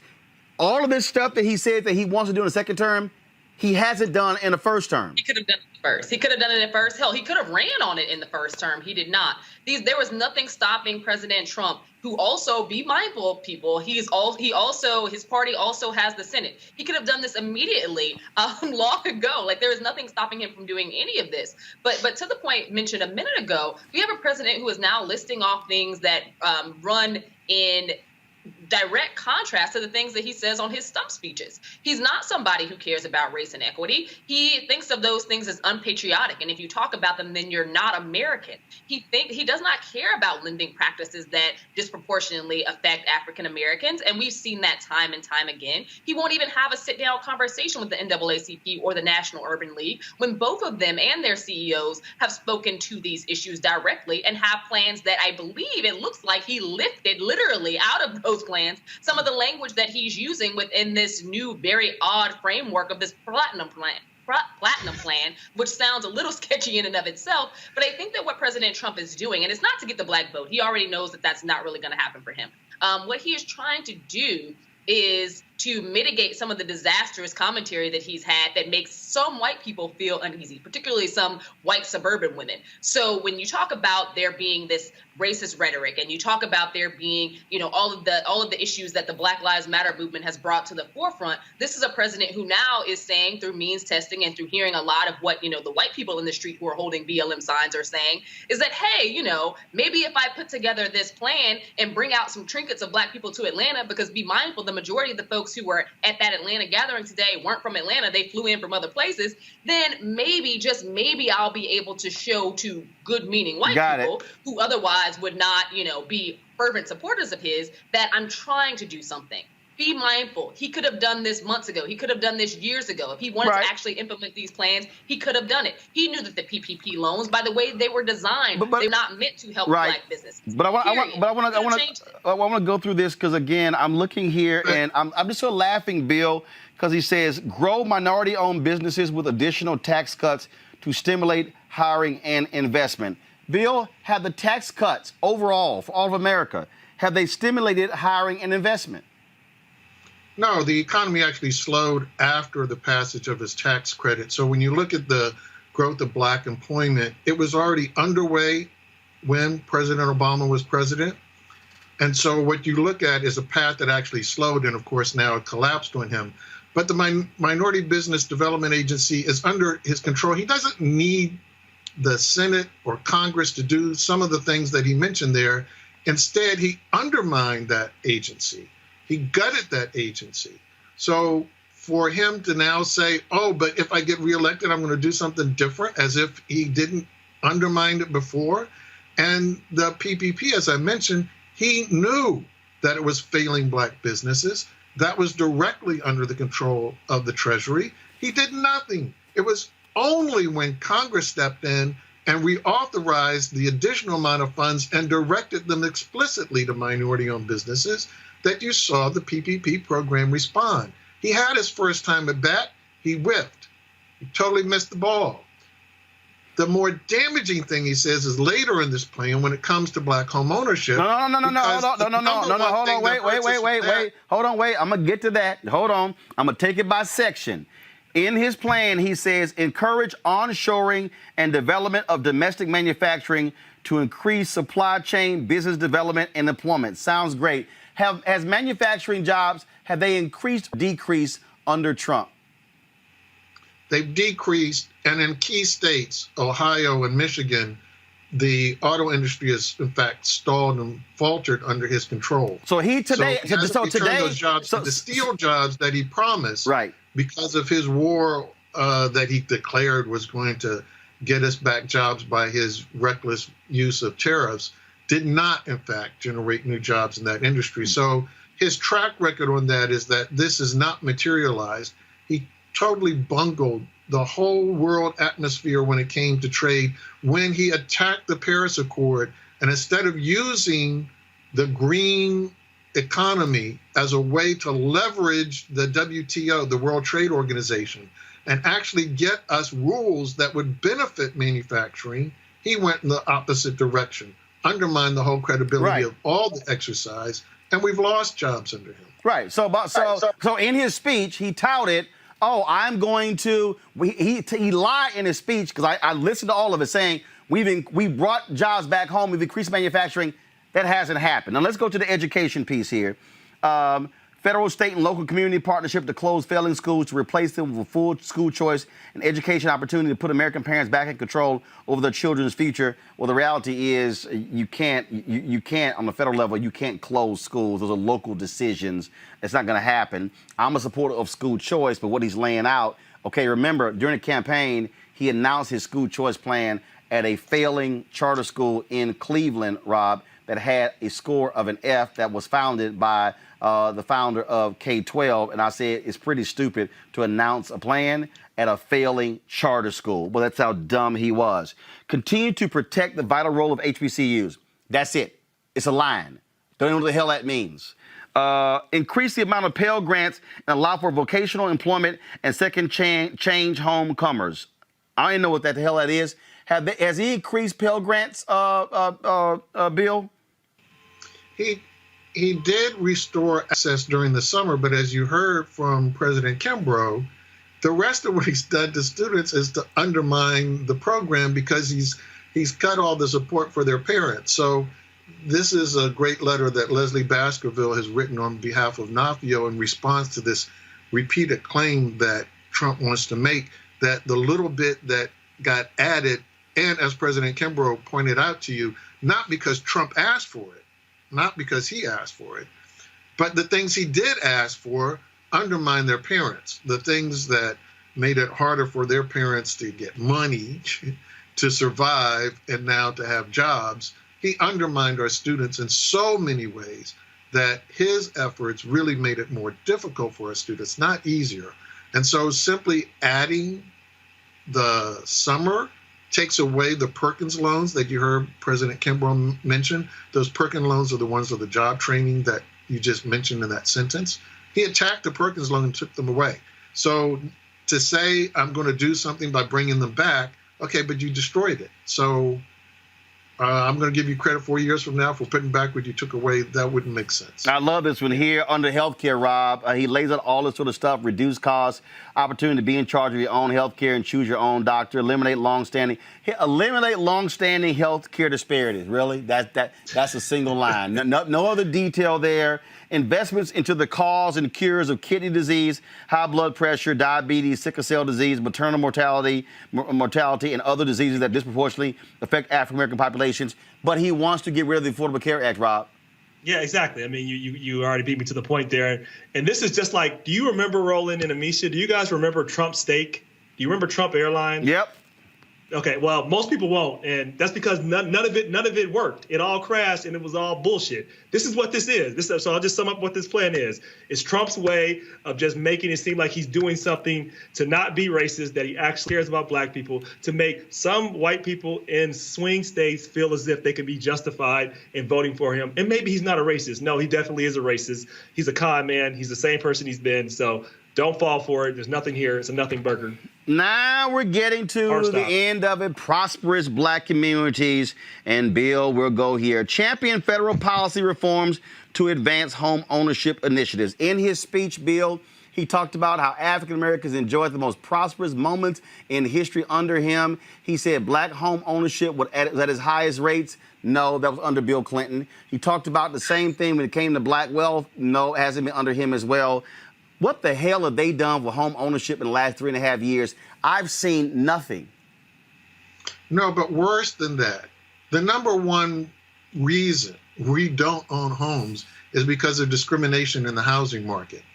And he undermined the Fair Housing Act. He took as many steps as possible within the time he's been in office to fulfill that other thing he's been saying to that other crowd. Remember how he told everybody, if you get Joe Biden, you're going to have Cory Booker as a neighbor.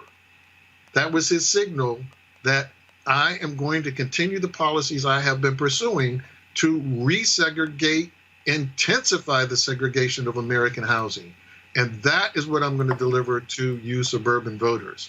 So his real actions stand in the direct way. It's the wall that keeps us from being able to own homes. He's making that wall taller. Amisha, he's not tearing down the wall. Amisha, he says here, go to my iPad, make Juneteenth a national holiday. Do you recall when that could have been done in July? And it was Senator Ron Johnson of Wisconsin who refused to allow unanimous consent to make it a federal holiday. I don't recall Donald Trump saying, stand down, Senator Johnson. I don't recall a single tweet by saying, make this happen. Again, this is bullshit. No, you're absolutely correct. Not only did he not say stand down, this is a president who acted as though he didn't know, and maybe he didn't know what Juneteenth was until after his plans to hold a racist rally were actually shot down. I think that a lot of this is basically word vomit, to say the least. It's President Trump literally Googling what Black people want and then stealing from Black organizations. Like I said, the National Urban League, the Congressional Black, the CBCI has actually pushed a lot of this stuff, the Congressional Black Caucus Institute. We've also seen it from organizations like the NAACP. But if you do a quick Google search of the top things that matter to Black people, basically all he did was threw in these benchmarks that don't have any full or inclusive plan of actually how to get them done. He's not being informed by actual African Americans who are leaders in education, who are leaders in healthcare, who are leaders in housing, people who are actually fighting the good fight out here and have some very specific means of trying to make things better for African Americans across this country. None of this is informed rhetoric. These are empty promises, again, that he's not using or even directing towards Black people. He's directing this towards white people in swing states because he assumes that because there are so many white people who locked arms with Black people during the Black Lives Matter protests and the George Floyd protests, that now he has to say something because in those states, things are very tight for him. That's what he's doing. This is a last-ditch effort. There isn't a single thing on this list that he couldn't have done years ago if he wanted to do it. Rob, prosecute the KKK and Antifa as terrorist organizations and make lynching a national hate crime. First, the FBI director, Christopher Wray, just testified the other day that Antifa is not an organization, it's an ideology. Two, make lynching a national hate crime. I'm sorry, do you recall Donald Trump telling Senator Rand Paul to stand down, who was blocking, again, lynching from a national hate crime, a bill that Senator Tim Scott co-sponsored with Booker and Harris? I don't recall Donald Trump saying jack. So when it could have been made a national hate crime, where was Trump? He was doing what Trump does, saying some other bullshit that doesn't matter. I mean, this is what the man does. I mean, he figures out what to do at the moment and what can I say at this moment to make some people believe me and hope that it works. You know, I think Misha said it best. This word vomit. He's just throw some shit up against the wall, see if it sticks. I mean, this is what he's doing, right? And he's just taking some ideas and then letting people go with these talking points to say, see, I'm not racist. You can talk about these things. Never mind all the things that I've said. Never mind the fact that I encourage somebody to go out and kill some people again in Wisconsin. We're not going to forget that. That's one example out of many. Never mind that he called African countries shithole countries. Never mind. We can go through. I can be here all day. I mean, but it would take all the time in your show. I mean, the man is as divisive as they come. He's toxic. He's racist. He's a horrible leader, and there's nothing he can do to change that. Only we can change that. And hopefully Bill, this is interesting. Fuel black, go my iPad. Fuel Black farmers and access to healthy foods to address food disparities. And then favorable trade. First of all, they didn't even proofread this. Favorable trade deals to bring back manufacturing jobs and health Black contractors, farmers, inventors, and consumers. I don't even know what that is, Bill. Let's guess maybe they meant help. Right. I mean help, not health. But fuel Black farmers and access to health. Black farmers don't need access to healthy foods? I'm going to assume that what he means is he's going to help Black farmers get access to urban markets so that they can have more channels for supplying food. I'm sure John Boyd would laugh at that one, but go ahead. But again, he's had these opportunities. He's been in charge. He's had an opportunity to do all of these things. In fact, if you look at what he's saying there, not only did he rip it off from the Congressional Black Caucus in many points, but these are things that the House passed that the Senate failed on. And in essence, what he's saying is Nancy Pelosi is a good Speaker of the House. That's what he's saying. And so the next time you hear him say anything bad about Nancy Pelosi and how she's a communist and going to turn the American system into socialism, you just say, well, Mr. President, on when it came to Black people, you thought Nancy was the greatest thing since sliced bread. So I find this one very interesting, Amisha. We only got two left. Defend religious liberty and African-American churches that lift the conscience of our nation. Really? The man don't even go to church.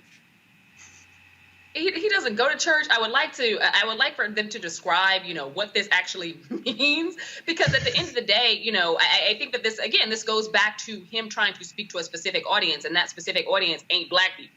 So when he's talking about religious liberties, when he's talking about bringing these things to the forefront, he's not talking about Black churches, because we know that when people were shot in the Black church just a few years ago, he really showed very little concern whatsoever and found good people on both sides of a situation. So no, I don't think that this president gives two sense about the Black church at all, nor does he care about faith and religion. But I think that he is speaking to an audience, again, that is not Black people. He's speaking to an audience and trying to lean in on those swing states, but he's speaking to white women specifically right now. The same white women who he's done this entire campaign cycle of trying to make afraid of Black people in general. So when we're having these conversations, I think that it's very interesting, his timing of releasing this plan, but also the fact that, it comes out literally within a day of us hearing about the Breonna Taylor case. He is very strategic in trying to be mindful of what he thinks that those people in the suburbs actually want to hear, but he doesn't have any real intent on making any of this happen at all. And of course, right here, the last one, collaborate with cities and counties to address mental illness and substance abuse. Really, Bill? My God, you're going to collaborate? No, I think probably what those cities and counties will say is, where in the hell is the money? Well, again, this is the defund the police movement, right? The whole movement is, why are all of these funds going to the police when the biggest encounters that disturb us the most too often involve people who have actual mental health crises and their families are desperate to try and get help? They call the police instead of being able to call mental health experts. So, he criticized people want to defund the police, but that's where the money would come from. The money would come from, don't fund the police to do this, fund the professionals who know what they're doing when they encounter someone in a crisis. That's what this is saying. So he doesn't disagree with the people that he's been sniping at and saying sounded ignorant. And of course, I want to do this here, Rob. This is from the National Alliance on Mental Illness from August of 2019. That they lay out here that Donald Trump was going to be slashing funds for mental health care. Yeah, I mean, you're talking about what, facts and things that actually he's doing, not words that he's saying. These things rarely align when it comes to Donald Trump. So yes, he doesn't care about mental health funding. He doesn't care about Black businesses. He cares about getting reelected, keeping power, and making those who have supported him have something to talk about. They have nothing to talk about other than a horrible record of leadership and I'm sure the most divisive president we've ever seen. Folks, I did reach out to the Trump campaign, sent an email to two individuals asking, did any of them, they make anyone available to come on this show to actually discuss and defend this plan? No response. Bill Spriggs, I appreciate it, man. Thanks a lot. All right, folks, back to our Roland Unfiltered video in just one round. As our community comes together to support the fight against racial injustice, I want to take a second to talk about one thing we can do to ensure our voices are heard. Not tomorrow, but now. Have your voices heard in terms of what kind of future we want by taking the 2020 census today at 2020census.gov? Now, folks, let me help you out. The census is a count of everyone living in the country. It happens once every 10 years. It is mandated by the U.S. Constitution. The thing that's important is that the census informs funding, billions of dollars, how they are spent in our communities every single year. I grew up in Clinton Park in Houston, Texas, and we wanted new parks and roads and a senior citizen center. Well, the census helps inform all of that and where funding goes. It also determines how many seats your state will get in the U.S. House of Representatives. Young Black men and young children of color are historically undercounted, which means a potential loss of funding of services that helps our community. Folks, we have the power to change that. We have the power to help determine where hundreds of billions in federal funding go each year for the next 10 years. Funding that can impact our community, our neighborhoods, and our families and friends. Folks, responses are 100% confidential and can't be shared with your landlord, law enforcement, or any government agency. So please, take the 2020 census today. Shape your future. Start at 2020census.gov. In America, everyone counts, and the 2020 census is how that great promise is kept. Respond today online, by phone, or by mail, and help inform hundreds of billions in funding for education, health programs, and more. Shape your future. Start at 2020census.gov. We have crossed the 200,000 death threshold in this country. More than 7 million people have been infected as a result. The Trump administration pretty much wants to say, y'all, this is all good. These things are just moving along. The majority of our deaths have occurred within the 3 months. On average, over 1,000 people died every single day. Now, nearly 4 months later, the country has doubled that figure. As of Sunday evening, again, the official death toll has surpassed 200,000, the highest death toll in the world. Some experts think the numbers could double before the end of the year, bringing the death toll up to 600,000. Joining us right now is virologist Dr. Cindy Duke. Dr. Duke, I'm sitting here looking at, again, a lot of the people, these critics out here, people who say we're hyping this thing up, who say, oh, this thing is leveling off, that it's dissipating and disappearing. As a virologist, are you seeing that? Unfortunately, no, we're not seeing that. We're seeing in some pockets of the United States where people have taken the precautions seriously, where people are wearing masks, where people are following those guidelines, we are seeing things plateau. But we're still seeing really high numbers in many other places where people are being very complacent with their strategies for protection, wearing masks when they feel like it or not at all. People are taking unnecessary and undue risks at this point in many parts of the country. And unfortunately, what we're seeing is, yes, the United States now accounts for greater than almost 25% of the deaths from COVID-19 globally. One country of almost 200 countries in the world, this one country accounts for 1/4 of the deaths. So again, so the people who say, hey, look, it's no big deal. We also about to go into winter. What must we be preparing for with that? Mm-hmm. Because now you're talking about mixing COVID and flu, mixing COVID and pneumonia. Please talk about that. We are entering what is traditionally our respiratory virus season. And so that means now things are getting even murkier in the sense of when someone starts having symptoms, what is it that they're having symptoms of? Is it COVID? Is it influenza? If it's a child, is it, RSV? What are we coping with here? And so, the first thing to tell everyone is really, really, really, we should be wearing a mask. And this isn't something that's up for debate anymore. It's very well proven, very well established that masks save lives. And I know some people are going to say, well, I know the one person who wore a mask and still got COVID. Sure, one person. But you know what? If we don't all wear a mask, hundreds, thousands of us will become positive and spread it to even more people. Now, that said, I would also like to encourage everyone to get their flu shot. This year, more than ever, we need to get our flu shots. The big issue about, flu season coming and why everyone's so worried, particularly healthcare providers like myself, is our hospitals are still overwhelmed with COVID-19 and all the other things that people go to the hospital for. With flu season comes a surge and a need for the same resources that COVID-19 patients also have to use at the hospitals. And so the fewer people who have the flu who end up sick and need to go to the hospital, the better. And so it's really important that everyone out there take these steps and take it seriously, right? And in the communities of color across the nation, it's especially important that we have our children vaccinated, that our teenagers are vaccinated. elderly. We need flu vaccine drives just as much as we're doing drives to get people tested, to encourage people to wear masks when it comes to COVID-19. We need them to get their flu shots as well. All right, then. Well, Dr. Cindy Duke, look, we certainly hope people take that advice. Take this thing seriously. It is still real. We want them to understand that. So we certainly appreciate it. Thanks a lot.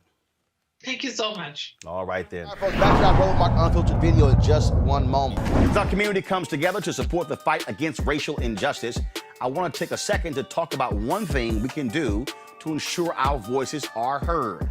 Not tomorrow, but now. Have your voices heard in terms of what kind of future we want by taking the 2020 census today at 2020census.gov? Now, folks, let me help you out. The census is a count of everyone living in the country. It happens once every 10 years. It is mandated by the U.S. Constitution. The thing that's important is that the census informs funding, billions of dollars, how they are spent in our communities every single year. I grew up in Clinton Park in Houston, Texas, and we wanted new parks and roads and a senior citizen center. Well, the census helps inform all of that and where funding goes. It also determines how many seats your state will get in the U.S. House of Representatives. Young black men and young children of color are historically undercounted, which means a potential loss of funding for services that helps our community. Folks, we have the power to change that. We have the power to help determine where hundreds of billions in federal funding go each year for the next 10 years. Funding that can impact our community, our neighborhoods, and our families and friends. Folks, responses are 100% confidential and can't be shared with your landlord, law enforcement, or any government agency. So please take the 2020 census today. Shape your future. Start at 2020census.gov. In America, everyone counts, and the 2020 census is how that great promise is kept. Respond today online, by phone, or by mail and help inform hundreds of billions in funding for education, health programs, and more.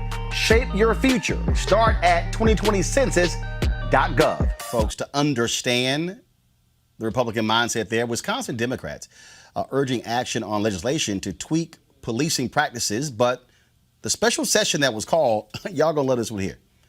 The Republican-led legislature they brought the session in, gavelled it, done after 30 seconds. 30 seconds.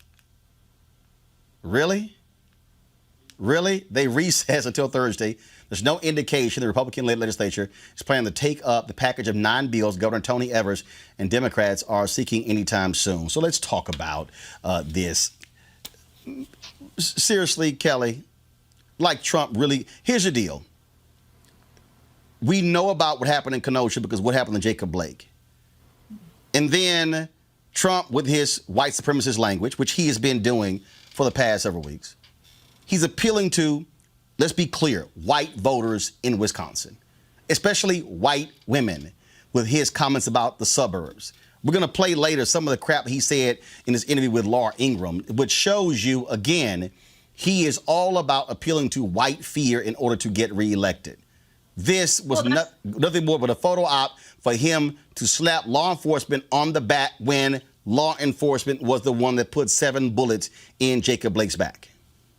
Well, the reason why he's appealing to white supremacists is because that's how he got elected in the first place. I mean, the number 53% isn't going away anytime soon just because it's 2020. If anything, we need to be focused on that number and making sure that it's not such a problem as it was in 2016, or a hidden problem rather, because we all thought that, you know, people would have common sense and not vote this man into office. But you're right about him appealing to this base. It's not surprising to me at all. The fact that he's in Kenosha and didn't say anything about Jacob Blake, that would hold any weight anyway, is just peak Trump. I'm not expecting him to suddenly turn over a new leaf only less than 60 days before the election.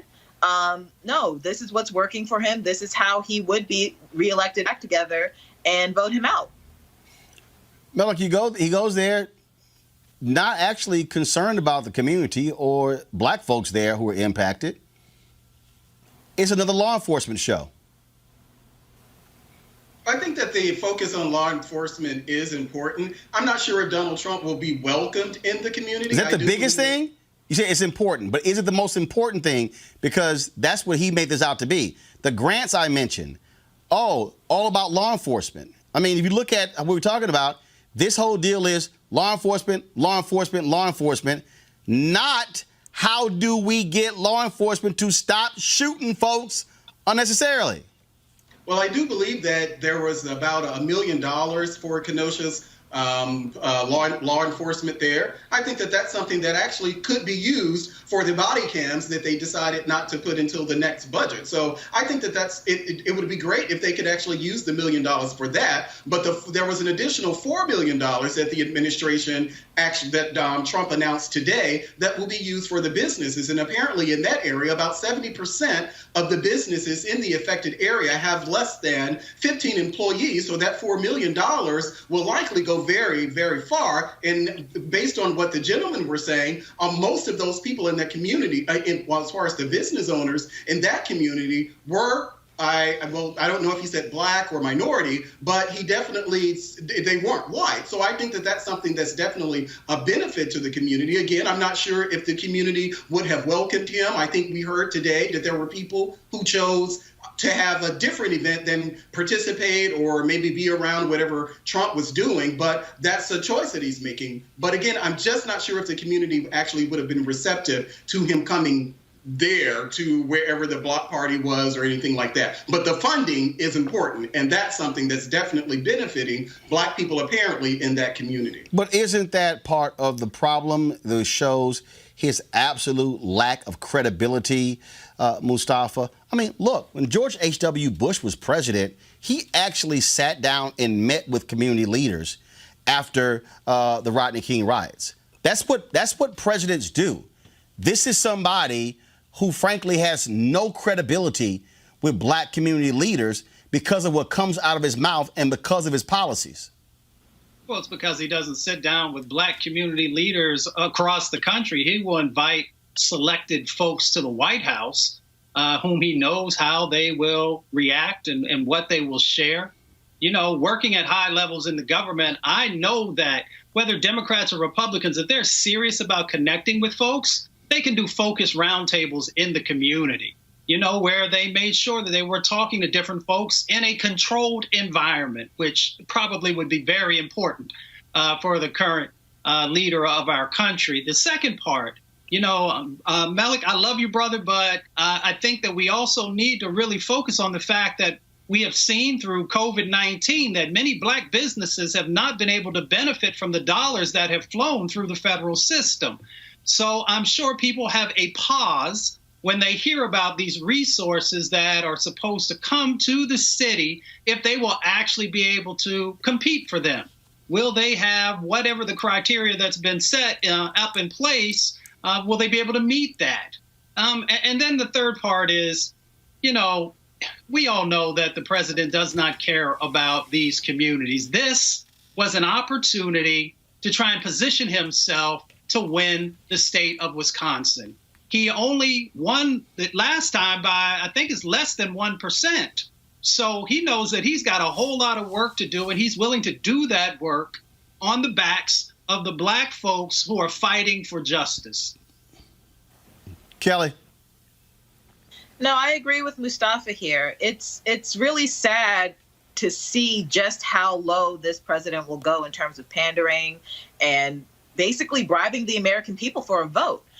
Because it's not like this money is going to come into Wisconsin tomorrow. This money will be here and not distributed anyway until after the election, just by way of how things work in the federal government. It's not exactly the quickest thing.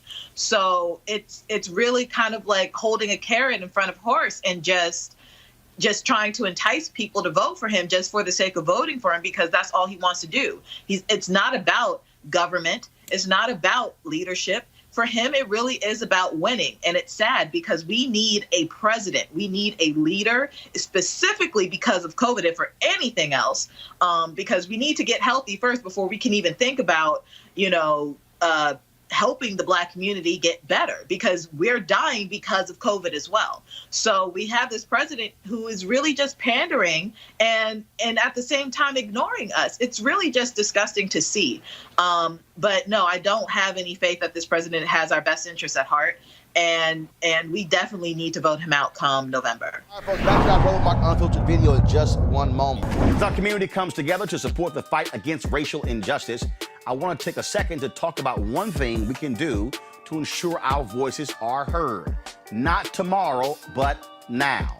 Have your voices heard in terms of what kind of future we want by taking the 2020 census today at 2020census.gov? Now, folks, let me help you out. The census is a count of everyone living in the country. It happens once every 10 years. It is mandated by the U.S. Constitution. The thing that's important is that the census informs funding, billions of dollars, how they are spent in our communities every single year. I grew up in Clinton Park in Houston, Texas, and we wanted new parks and roads and a senior citizen center. Well, the census helps inform all of that and where funding goes. It also determines how many seats your state will get in the U.S. House of Representatives. Young Black men and young children of color are historically undercounted, which means a potential loss of funding for services that helps our community. Folks, we have the power to change that. We have the power to help determine where hundreds of billions in federal funding go each year for the next 10 years. Funding that can impact our community, our neighborhoods, and our families and friends. Folks, responses are 100% confidential and can't be shared with your landlord, law enforcement, or any government agency. So please take the 2020 census today. Shape your future. Start at 2020census.gov. In America, everyone counts, and the 2020 census is how that great promise is kept. Respond today online, by phone, or by mail, and help inform hundreds of billions in funding for education, health programs, and more. Shape your future. Start at 2020census.gov. All right, folks, we talk about what is happening in this campaign, the military. One of the issues, huge issue, that is, deals with the military. Close to 500 retired top military and national security officials from both parties have endorsed Vice President Joe Biden. In a letter signed by them, the group called the National Security Leaders for Biden, they said, quote, the current president is not up to the enormous responsibilities of the office. These experts include 22 four-star generals. The letter comes after an endorsement of Trump last week by 234 senior military leaders. Here is an ad that Joe Biden has targeted to the military. I'm Joe Biden, and I approve this message. It should have been easy day. Maybe about 5 minutes, 10 minutes into it, we come under attack. I just make a step. It felt like the blast cost me maybe about 15 feet. I can remember trying to stand back up. My ears are just ringing, and I'm wondering if I'm going to make it home. I just really wanted a chance to put my arms around my wife and my daughters. Taught me that, you can't take anything for granted. Can't wait until tomorrow to say I love you. I gave 2 legs for this country. I got friends that never came back home. The guys that had their caskets draped with our nation's colors, those are the real heroes. And you mean to tell me you call them suckers? Losers? With all due respect, I think you missed it on this one. A public servant is the greatest servant. I need someone in that White House that understands what it means to serve. I know Joe Biden understands the sacrifices that troops make, and that's the guy that I want leading this country. Joining me now is Ginger Miller. She's the president and CEO of Women Veterans Interactive, Inc. Ginger, glad to have you on Roland Martin Unfiltered. When Trump was reported, Trump made his comments losers in reference to military folks. That's what also led CNN McCain to come out and endorse Joe Biden. And it's very interesting to see Trump loves to wrap himself in the flag and how he loves the military, how he saved the military. But this is a guy who actually used the fake excuse of bone spurs to get out of serving and literally said, why would these people serve? And I think what's telling is that the person who he made these comments to is General John Kelly, who has not come out to say the story is wrong. And thank you so much for having me tonight, Roland, and thank you for covering this segment. I am appalled. As a Black woman who has served this country, I am totally appalled that the so-called commander-in-chief would come out and call those of us who have served and sacrificed for this country and those of us who continue to serve losers and suckers. Like, I just can't make the connection. And then when you see the video that you just showed, you know, it just brings tears to my eyes to know that this young man came home without legs. And that you have the audacity to call us losers and suckers. You know, we need a commander-in-chief that, number one, has empathy, number one, tells the truth, and number three, don't hide behind lies. Like, I'm just totally appalled. I've had enough of Trump. It's time for him to go. Again, when you look at how he even attacks generals, supposedly I got all these generals, but every time someone disagrees with him, he attacks them. He's attacked Mattis, he's attacked McMaster's, he's attacked Kelly. This man does not have any respect for the military.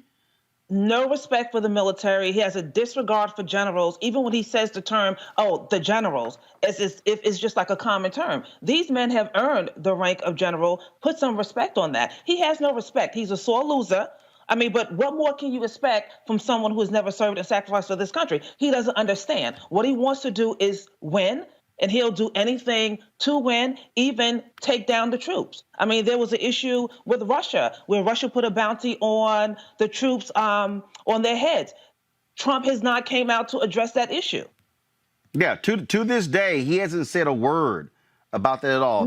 Vote vets, they've really been criticizing him in a huge way. Not only that, according to the Military Times poll, more active duty troops say they will vote for Joe Biden over Donald Trump. This is the headline right here from Military Times on August 31st. Trump's popularity slips in the latest Military Times poll. More troops say they will vote for Biden.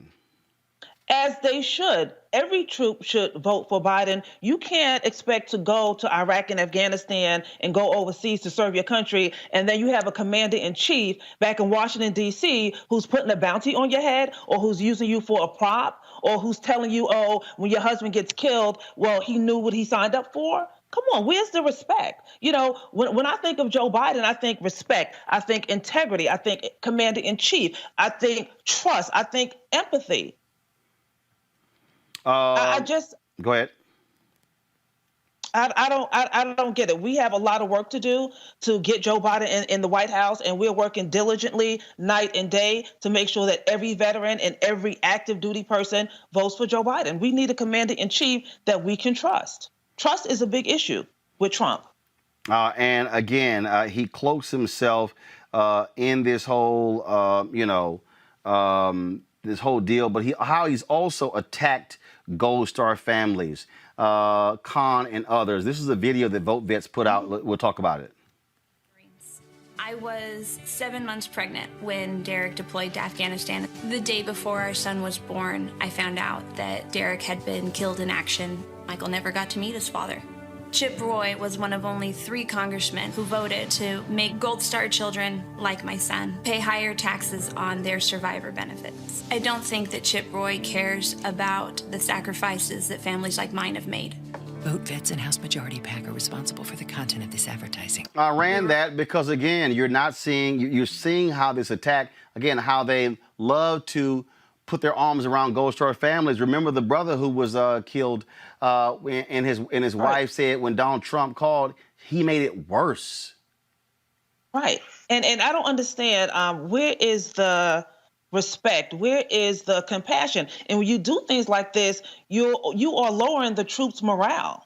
You know, this is some of the reasons why folks don't want to sign up to go into the military, because you don't know what you're going to get. You sign up to serve and sacrifice for this country, and this country is doing nothing to support you. You know, I think it's very disrespectful. That woman in the video, her husband died, and now you want to tax the benefits?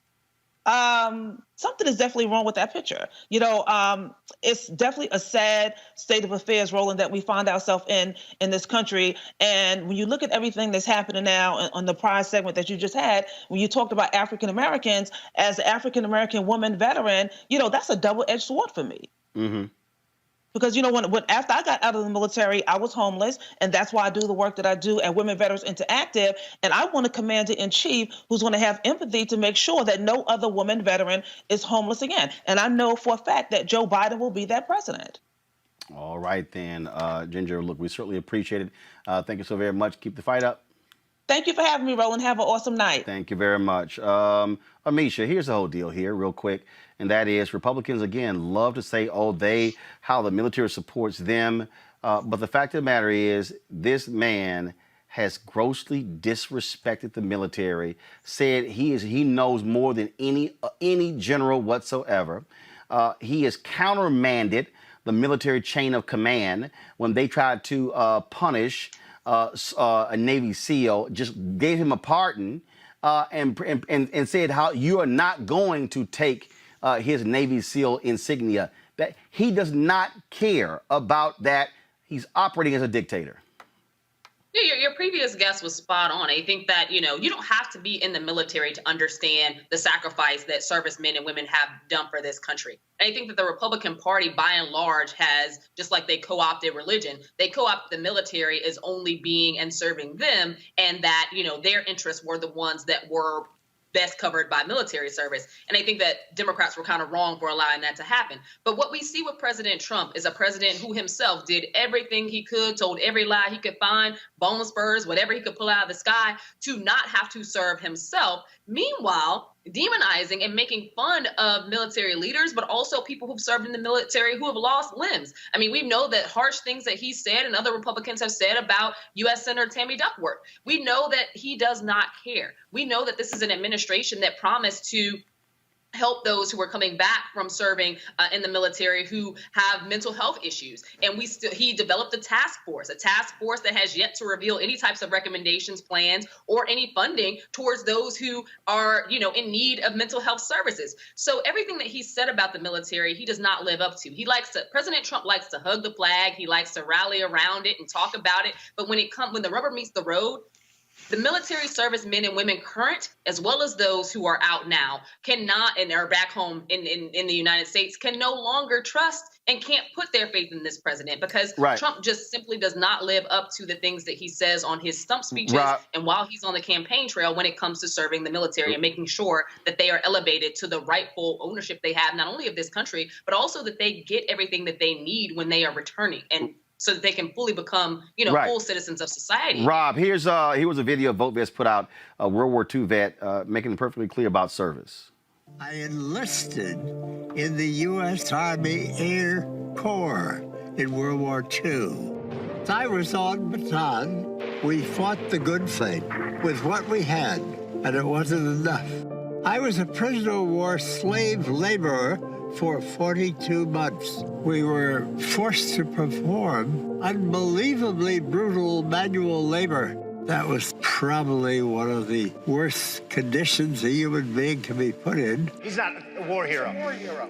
I like people that weren't captured, okay? I hate to tell you. None of the fellows that I served with who are no longer with us are suckers. They are not losers. Donald Trump disrespects everyone who served in the military. What's worse, he lies about it. We need to vote Donald Trump out of office. And we need to vote out any politicians if they continue to support Donald Trump. Can't get any clearer than that, Rob. No, it really can't. And, Trump will use anybody, and I've said this on the show, he will run over his mother if it can help him succeed in life. He's a con man. He is good at he just wants to entertain and he wants to keep power, and he will use entertainment, he will use power, and he will use anybody. He'll use this country, he'll use race, he'll use sexism. He will use whatever it takes to keep power and to divide this country, and he thrives on us being divided. And so I hope that more folks in the military understand what's going on. It's not about a Democrat versus Republican. We have a president, as you know, who said he doesn't know if he's going to step down if he loses. I mean, I'm going to take him seriously on that. I don't think he's just saying that. So I hope that those who do serve, who serve our military, and those who understand service, understand that this man is not about service. He's just about himself. All right, folks, back to our Roland Mark Unfiltered video in just one round. As our community comes together to support the fight against racial injustice, I want to take a second to talk about one thing we can do to ensure our voices are heard. Not tomorrow, but now. Have your voices heard in terms of what kind of future we want by taking the 2020 census today at 2020census.gov? Now, folks, let me help you out. The census is a count of everyone living in the country. It happens once every 10 years. It is mandated by the U.S. Constitution. The thing that's important is that the census informs funding, billions of dollars, how they are spent in our communities every single year. I grew up in Clinton Park in Houston, Texas, and we wanted new parks and roads and a senior citizen center. Well, the census helps inform all of that and where funding goes. It also determines how many seats your state will get in the U.S. House of Representatives. Young black men and young children of color are historically undercounted, which means a potential loss of funding for services that helps our community. Folks, we have the power to change that. We have the power to help determine where hundreds of billions in federal funding go each year for the next 10 years. Funding that can impact our community, our neighborhoods, and our families and friends. Folks, responses are 100% confidential and can't be shared with your landlord, law enforcement, or any government agency. So please, take the 2020 census today. Shape your future. Start at 2020census.gov. In America, everyone counts, and the 2020 census is how that great promise is kept. Respond today online, by phone, or by mail, and help inform hundreds of billions in funding for education, health programs, and more. Shape your future. Start at 2020census.gov. Again, you're dealing with a thug here. The folks at The Atlantic dropped a story today that laid out exactly what it is that Republicans are trying to do. What they're doing right now is they are working. The Trump campaign is working with lawyers in the various states that where they want to challenge. They are planting the seeds. This is the headline in The Atlantic: the election that could break America. And what they're trying to do in this story here, okay, and this is what the lead says: there is a cohort of close observers of our presidential election, scholars and lawyers and political strategists, who find themselves in the uneasy position of intelligence analysts in the months before 9/11. And it goes on and on and on. What it lays out in this article is that what Republicans are trying to do is that if it is close in states, what they will then do is say, forget this, forget the counting, it's going on too long. We're going to declare that we know what the will of the voters are and choose the electors ourselves. Now, let me take you back to 2000. Folks, you have to remember, in Florida actually exposed for people the first time an understanding of the Constitution. First, there is no affirmative right to vote in the United States Constitution. When you hear people say voting is a right, that's simply not true. There is nothing in the Constitution that affirms that every voter has a right to vote. Because of amendments, it does say you cannot prevent folks from voting because of race or gender. So what people didn't realize was that when looking at the laws, the way this country was set up, I keep telling y'all beforehand, this is why civics is important. The country was set up for white men who own land to control the nation. So state legislatures actually have the power to choose electors. The Electoral College was a slavery compromise. And so they wanted to be able to control who became president. So what Donald Trump is doing is they are trying to work with Republican legislatures to say that if it's close in several states, that these legislatures will simply say enough is enough, and we are going to choose the electors from the state, and we are going to discern what the voters actually wanted to happen. That's what is going on. This arena is what people really need to be paying attention to, because Donald Trump has no problem, and the Republican Party has no problem with thrusting America into a constitutional crisis, because it is their desire to hold on to power regardless of what happens. You know, I've got a slight smile on my face because I know what's really at play here, right? And it's they want that crisis so they can litigate their way out of it.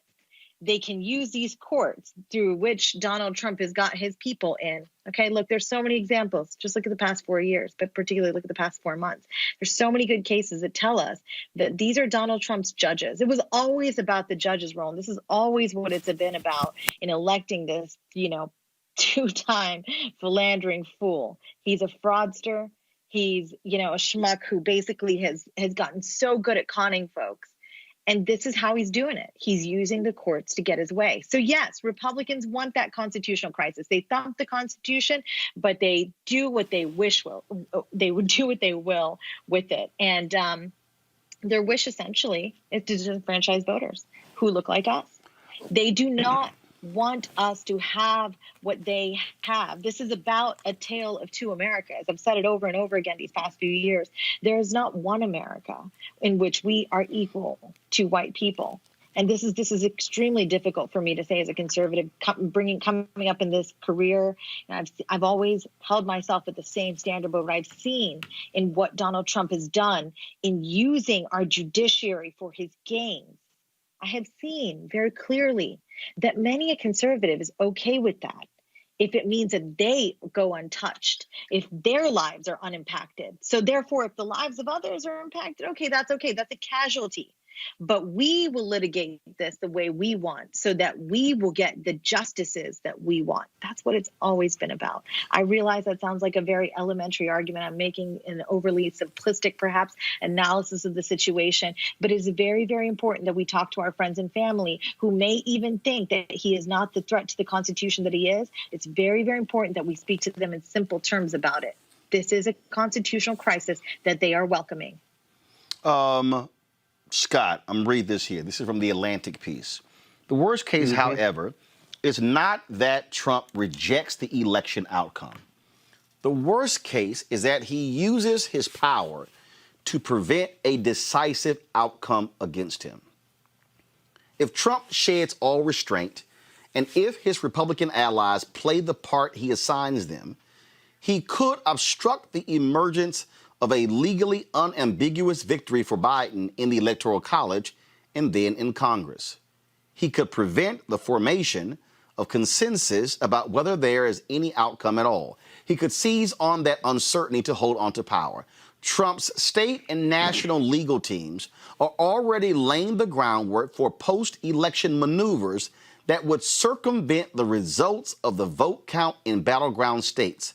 Ambiguities in the Constitution and logic bombs in the Electoral Count Act make it possible to extend the dispute all the way to Inauguration Day, which would bring the nation to a precipice. The 20th Amendment is crystal clear. That the president's term in office shall end at noon on January 20th, but the two men could show up to be sworn in. One of them would arrive with all the tools and power of the presidency already in hand. This is why, Scott, I have made it clear to people that the vote in states cannot be close. There has to be no doubt. If Joe Biden beats Donald Trump by 200,000, 300,000, or 400,000 votes in Florida or North Carolina and Georgia, then you're not going to have these games, because it will be no doubt. That is how you beat this thug and his Republican imps at their own game. Yeah, we got to do it. As you were reading that piece in Atlantic, I was thinking, so where's the military going to be on this? Because we're going to be in crisis and like a third world junta. Let's just see where the military is going to be on this.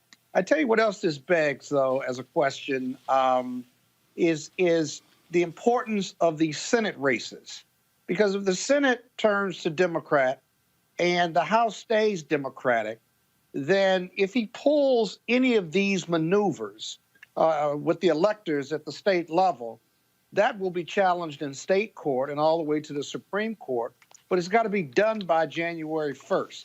And depending on if the electors are selected by the state legislature, they're right. That would be a lot quicker, but it would be under legal challenge. But if the Senate and the House both have run by the Dems, then there's more maneuvering after January 1st that both houses could do to either impeach him or remove him. But we've never had an unpeaceful transfer of power. If we get to January 1st at noon and there's no declared winner, what do we do? You're right, two could show up, but that's just borders on the nonsensical. That makes no sense. And so the Democrats have to be as prepared as the Republicans are in laying this groundwork. But I agree, we're going to be in constitutional crisis, and I have no doubt that Trump, if it's close, he's not leaving. Or we're going to have to throw him out or impeach him again. What we are seeing, Robert, we're seeing again Trump and the Republicans try to use all these tactics. They are suing folks in Pennsylvania, suing folks in Georgia. And what they hope is they hope these federal judges agree with them. And what their game plan is to appeal every decision up to the Supreme Court. That's why they want to seat this justice so bad, because they want a 6-3 majority. And if John Roberts chooses to go the way of the liberal justices, then they still have a 5-4 win. That is their strategy, Robert Patillo. Well, you know, it's interesting because I remember being in law school and being outside picketing the Supreme Court during one of my summer internships when John Roberts was up for confirmation, because we thought he would be the most far right-wing justice on the court at the time, and here he is now the swing justice on the court. It's not because he got any more liberal during the time he's been on the court. It's because the court has gone so far to the far right that now what we used to think was a radical conservative on the court is now the moderate swing voice on the court. And let's also remember, it was just a couple months ago that Supreme Court ruled that the electors have to go along with what the state says. That you cannot have rogue electors. You cannot go against what the state has voted for, what the state has decided for you. So we're no longer, they've stripped the electors themselves of having the power to step away from what's been said and to vote their own hearts and vote their own conscience, vote their own minds. So yes, we are set up for a constitutional crisis. We're going to have back-to-back constitutional crises. One on the replacement of Justice Ginsburg on the court, which is going to be a constitutional crisis, and we're not quite certain how that battle is going to go. And then secondarily, if the election is even within sniffing distance, because last time Hillary won by 3 million votes, and there was still consternation. And we're not going to see a situation where Republicans do the honorable thing like Al Gore did and just concede, or do the honorable thing like John Kerry did and not have a recount in Ohio because it was what was in the best interest of the nation. These people are going to fight and claw, because what they're fighting for is something very different than what Democrats are fighting for.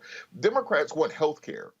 We want a clean environment. We want education for our children. We want a foreign policy that is humble. We want the regular things in politics. Listen to what they were talking about at the Republican convention. Listen to Matt Gaetz. Listen to Charlie Kirk. They're talking about a fight in defense of Western civilization, that the last man standing between the mob, between the hordes, between the immigrants, between America being overrun by minorities is Donald Trump. This is the American carnage that Donald Trump talked about in his inaugural address. So we can't pretend that we're fighting the same fight and that we're fighting by the same rules. Democrats are still playing by the traditional rules of politics. The Republicans right now are fighting the battles of the Holy Roman Empire. They're fighting against the mongrel hordes and the Umayyad Caliphate. They think that they are in an existential crisis for the future of whiteness in this country, and it will be a white majority nation going forward. And because of that, they are willing to use every tool in the basket, and don't expect them to just lie down and do the right thing. All right, folks, back to our Roland Unfiltered video in just one moment. As our community comes together to support the fight against racial injustice, I want to take a second to talk about one thing we can do to ensure our voices are heard. Not tomorrow, but now. Have your voices heard in terms of what kind of future we want by taking the 2020 census today at 2020census.gov? Now, folks, let me help you out. The census is a count of everyone living in the country. It happens once every 10 years. It is mandated by the U.S. Constitution. The thing that's important is that the census informs funding, billions of dollars, how they are spent in our communities every single year. I grew up in Clinton Park in Houston, Texas, and we wanted new parks and roads and a senior citizen center. Well, the census helps inform all of that and where funding goes. It also determines how many seats your state will get in the U.S. House of Representatives. Young black men and young children of color are historically undercounted, which means a potential loss of funding for services that helps our community. Folks, we have the power to change that. We have the power to help determine where hundreds of billions in federal funding go each year for the next 10 years. Funding that can impact our community, our neighborhoods, and our families and friends. Folks, responses are 100% confidential and can't be shared with your landlord, law enforcement, or any government agency. So please, take the 2020 census today. Shape your future. Start at 2020census.gov.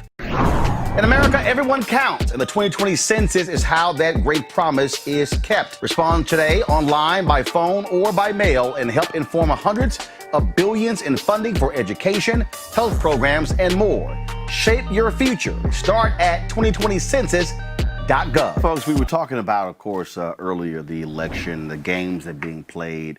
This just in. Remember, the other day we talked about South Carolina, where a federal judge said that a witness signature was not needed for South Carolina absentee ballots because of COVID. Well, as you can expect, go to my iPad, just in, U.S. Fourth Circuit Court of Appeals stays the lower court ruling that struck down the witness signature requirement for absentee ballots in South Carolina. Witness signatures are now required again.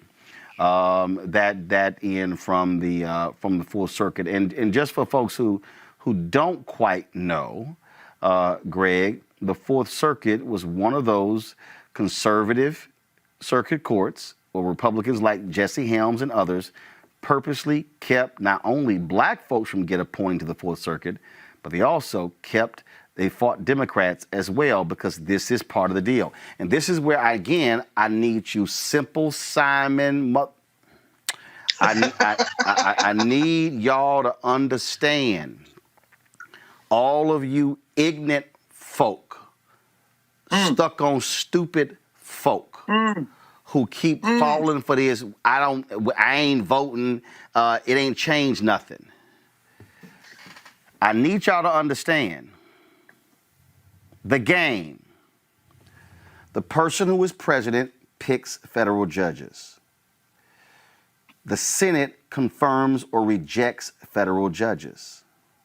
So let me walk through the scenario again for you simple Simons. South Carolina requires a witness, meaning when your absentee ballot comes in, you can't just fill it out and mail it in. No, they require someone to be there to witness it. You might have to get a notary. That costs you money. We call it a poll tax. Mm-hmm. Same thing. So, federal judge strikes it down, goes to the Fourth Circuit. They then reverse it. This is what happens, y'all. This is how, and I need y'all to understand why Donald Trump wants this hardcore Republican to replace Ruth Bader Ginsburg. Because what they know is when all y'all sue, or when somebody sues on your behalf and it goes to court, it's likely today, if I pull up, again, I'm just, if y'all don't want to believe me, just believe the numbers, because I got receipts. Vanita Gupta tweeted this earlier. She leads a leadership conference on civil and human rights. This is what she said. I'm going to blow it up so y'all can actually see it, because maybe y'all can need it in big boldness to understand the game. This is what she tweeted. Instead of passing the HEROES Act, which the House passed 132 days ago, the Senate confirmed Trump's 218th lifetime judge today. Stacking the courts and rushing through a SCOTUS nominee is all McConnell cares about. But we fight on for our courts and for our democracy every day. So, Simple Simons, if you are in South Carolina and you aren't registered, or if you are registered and you say, I ain't voting, that means that you make it easier for Lindsey Graham to be reelected. Who is Lindsey Graham? Lindsey Graham, since Republicans are in the majority, is the chair of the Senate Judiciary Committee. What does that mean? That means he is the one who is shepherding through these federal judges and the Supreme Court position. Now, if you elect Jamie Harrison, and if Dems pick up seats in Arizona, Colorado, and Maine, Democrats are now in control of the Senate Judiciary Committee. So that means they are likely to appoint judges that believe in Brown versus Board of Education, that believe in civil rights, that believe in climate change, that believe in voting rights. That more than likely is going to give you a fair hearing when it comes to the death penalty, or when it comes to striking black jurors from cases. So when you Simple Simons say, I ain't voting, what you're actually doing is putting a nail in your own coffin. Because when your friend or your cousin who is in prison, and they withheld evidence in his trial, and then he then sues with the help of the Innocence Project or the Lawyers Committee for Civil Rights Under Law or the NAACP Legal Defense Fund or the ACLU, if they go before a federal district judge who is appointed by McConnell and Trump, which means they might be far right, they likely not going to rule in your favor. And so then you're going to appeal their ruling like they did in South Carolina, and it's going to go to the Fourth Circuit Court of Appeals. And if they are right wing, they are going to rule against you, which now means that you only have one other place to appeal, and that is the United States Supreme Court.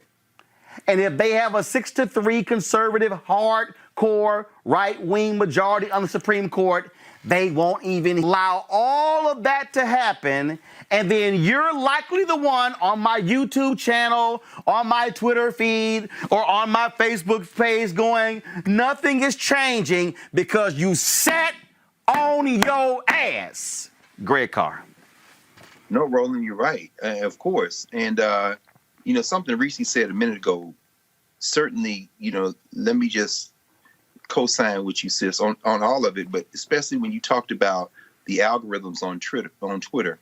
The folks who are trying to help Donald Trump in re-election, who are not here in the United States, are weaponizing the ignorance that is coming from some people who are real life folk. I love what you said. Says some people so woke they sleep. When they tweet something silly, it's getting amplified by a number of bots, folks who are trying to undermine the election. And Roland, what you laid out is very important. The Fourth Circuit Court of Appeals covers Maryland. So all you geniuses in Baltimore, Annapolis, talking about don't vote, Prince George's County. It covers North Carolina. So all the geniuses in Charlotte and Raleigh and people in the hood saying don't vote will be the first ones to get caught up in that mess you're talking about, Roland. It covers South Carolina. It covers Virginia, so Norfolk and Richmond, and it covers West Virginia as well. There's black folk there too. But I'm going to go back to South Carolina for a minute because the Fourth Circuit Court of Appeals is one of those courts of appeals, one of the four, I think, at this point, that the white nationalist party has flipped because Donald Trump with his brain rotting in his skull as his waistline expands and as he basically turns to goo in front of our eyes, is a signing pen for Mitch McConnell, that feckless school from Kentucky. And the list they have was a list that was composed before Donald Trump oozed his way into the White House in 2016 with the help of an election they stole because of voter suppression. This is Hans Van Basfasi and them. But the point that you raised, Roland, cannot be overemphasized. The Fourth Circuit Court of Appeals, which covers that many black people, understand what these circuits are. The Fourth Circuit Court of Appeals was flipped by the Trump administration. There are 15 judges on it.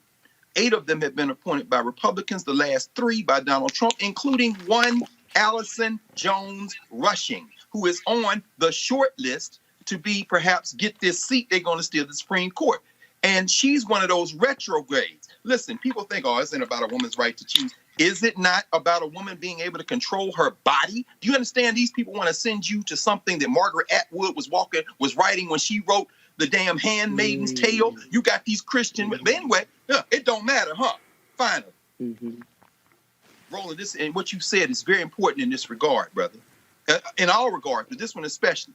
Supreme Court doesn't touch any but a fraction of federal law. Judge-made law in the United States of America is made at the district court level and at the Court of Appeals. All but a handful of cases are decided at those 2 levels. They don't make it to the Supreme Court. Who's on the circuit court matters. If they get 4 more years, it don't vote, people don't work, don't worry about that, people. I want you to explain to your mom and them when they come busting in doors, except this time it's legal. I want you to explain to your cousin and them when they outlaw marijuana from coast to coast, except people with a license, and somebody get caught up and given from now on. And the discretion of the judge is hand tied, and the courts back the state. I want you to explain to your children when national security is used as the pretext to shut down everything from the public schools to the churches. It don't even matter because these judges will rule in favor of the people that installed them there. They've been planning this project for 30 years. Actually more, but we won't even get into that. No, we are going to get into it because I need all these simple Simon, stuck on stupid black people and others who watch us. I need y'all to listen. Eisenhower Warren,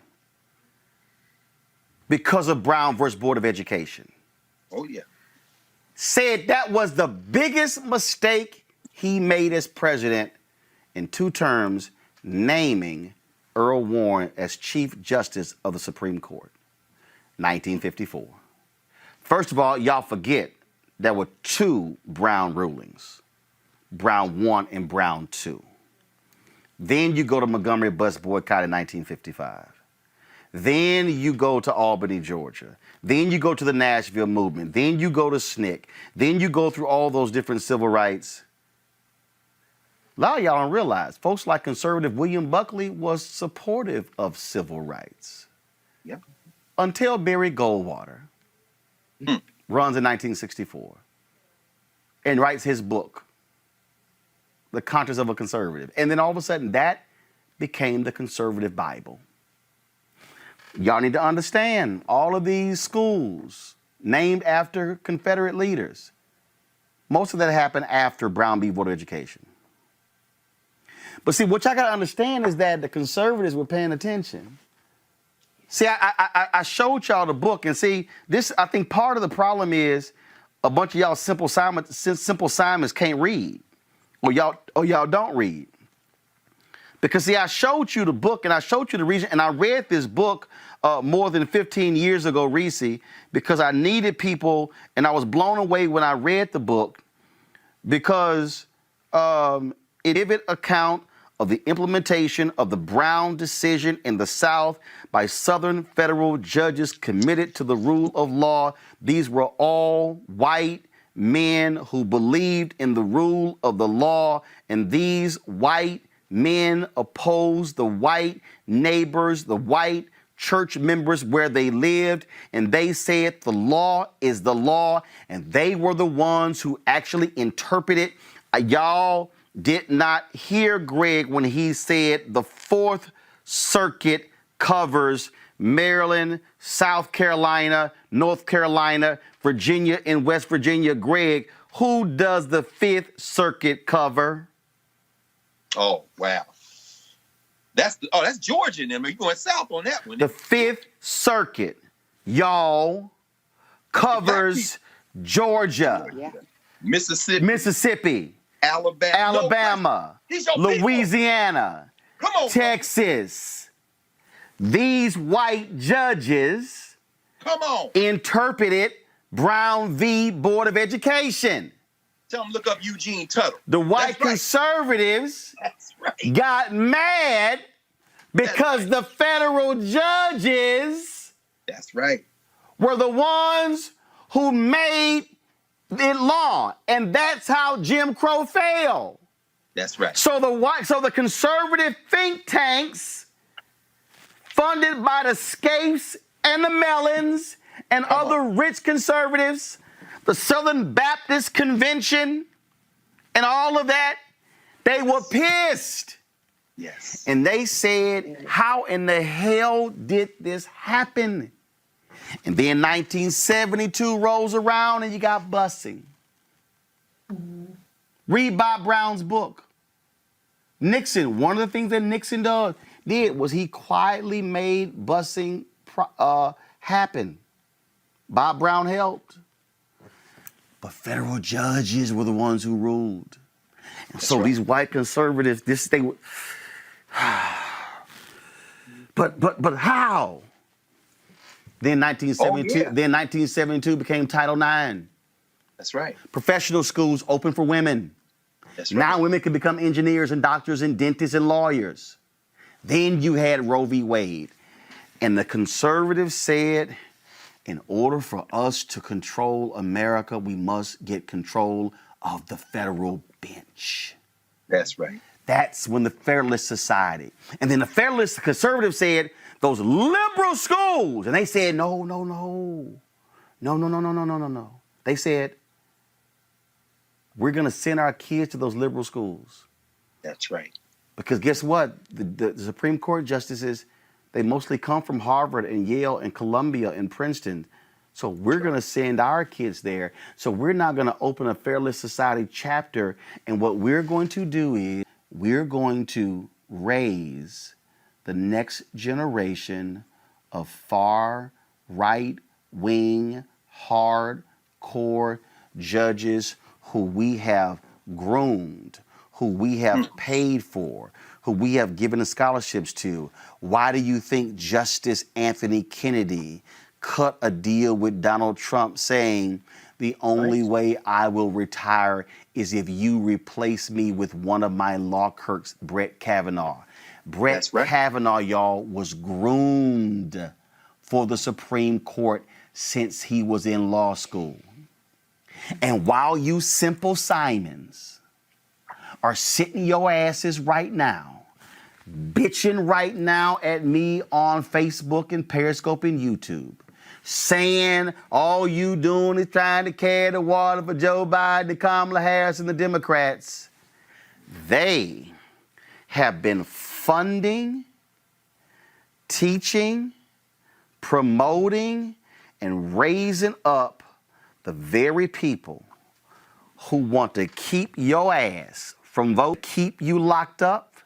And that's why they control legislatures across the South, which then led to political gerrymandering, which is why they control the state Supreme Courts, which is why they control the Florida legislature and the Mississippi legislature and the Alabama legislature, because what they also figured out was if we can control the courts will reaffirm what we do on the state level. That's right. So when the Supreme Court recently ruled that we can't make a determination on political gerrymandering. So what they then said is, it's up to you. So what they said is only the state Supreme Court can rule on political gerrymandering. Right. Pennsylvania State Supreme Court ruled against political gerrymandering. What did Republicans do? They tried to impeach the folks on the court. In North Carolina, only because Democracy, North Carolina, and repairs of the breach in the NAACP and others fought there. Democrats now have 5-2 majority in North Carolina Supreme Court. Who ruled that racial gerrymandering was illegal? The North Carolina State Supreme Court.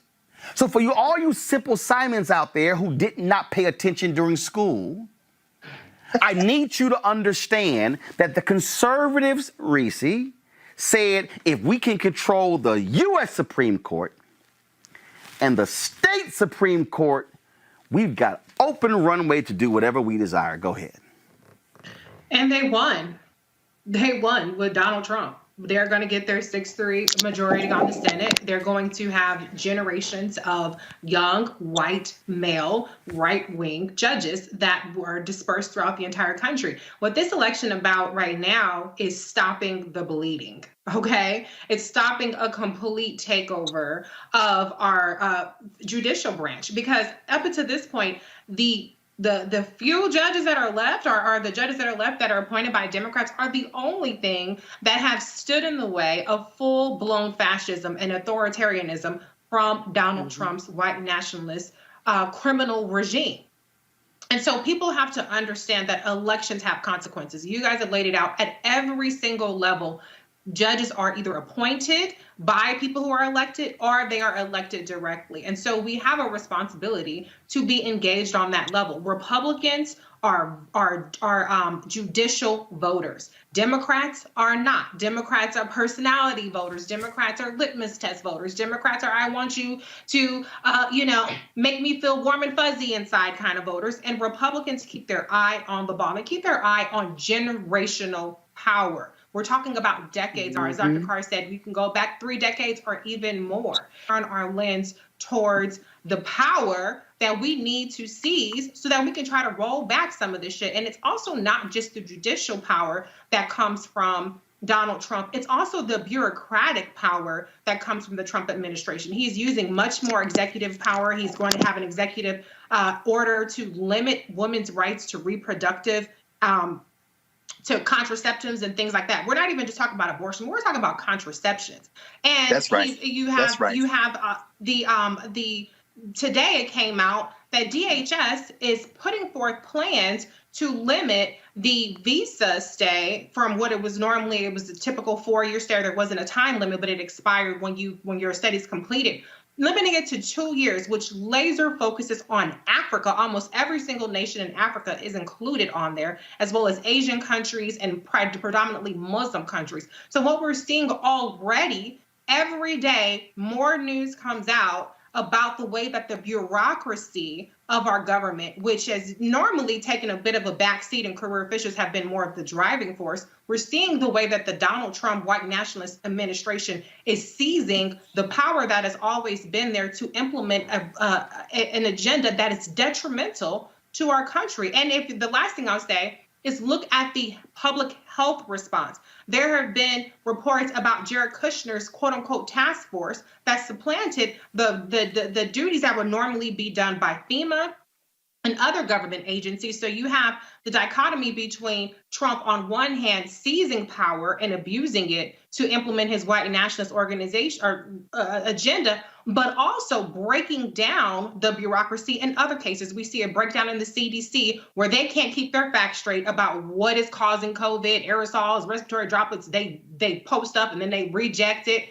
The FDA, Trump is saying now that a vaccine will have to come through his administration. So we see where the government is being broken down in some places, and we see where it's being centralized in other places to give Trump more authority. So we have to step in now and understand that this is not a personality contest. This is not a warm and fuzzy contest. This is about the future of our nation. It's life or death, and it's about generations. This is not a 4-year, we'll just fix it, worst case scenario in 4 years. This is a generational election, period. The thing, just a couple more points here, Erica, is just as simple as this here. This election is not about Biden-Harris. Erica, the people who don't understand what we're talking about here is that if they, and let me just be as clear as possible, Erica, if they are able to control the White House and control the United States Senate, they are going to be able to put the pieces in place to literally control America for the next half century. So for the black people, and I'm looking at some of y'all right now who are saying, oh my goodness, you're too dramatic. I've laid it out for you. They've already gotten 218 federal judges. If you do the math, let's just say they win 4 years, Erica, and double it, they are going to have 450 to 500.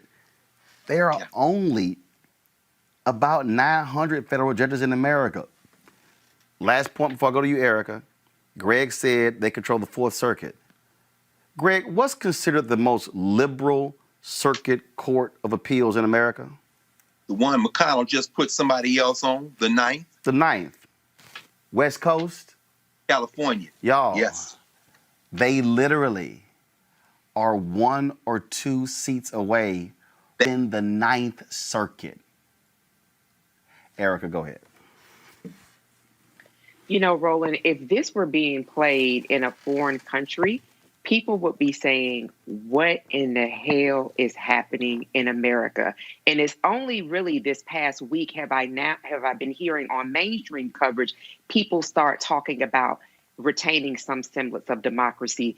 This program has been hollering at least for the past couple of years. And so this is what people need to see, even if at the time where you're laying out very eloquently, very pointedly, Reese is, and so is Dr. Carr as well, that this is really what it boils down to. This is about fucking life or death, period. That's exactly what this is about. All of these alternate realities that people have rolled themselves in social media already happening on TikTok. You can cut that shit all the way out. Every distraction will be cut. And the only thing that people will be able to focus on is what we've been talking about here on Roland Martin Unfiltered for the past 2+ years, is understanding that this regime is on your neck. It wants nothing but absolute power. And the labor that produced this country, that we did, in fact, build this country for free, that they want it, and they want it fully. They do not want you to feed the welfare that they are accustomed to. They want to continue to do that. And they are continuing to do that, locking up the courts. They're freely telegraphing and telling you that they're going to steal this election.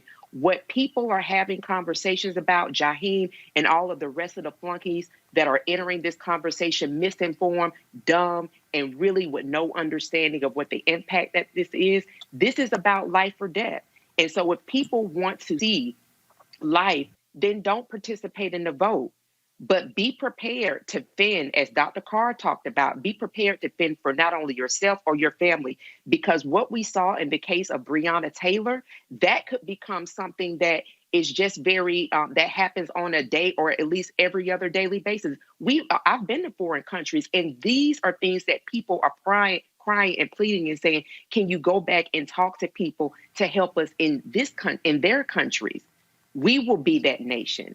So participating in the vote is something that everybody needs to do, because it is a right that other people flourish in, and they also flourish in it dually, ensuring that we are oppressed from doing it.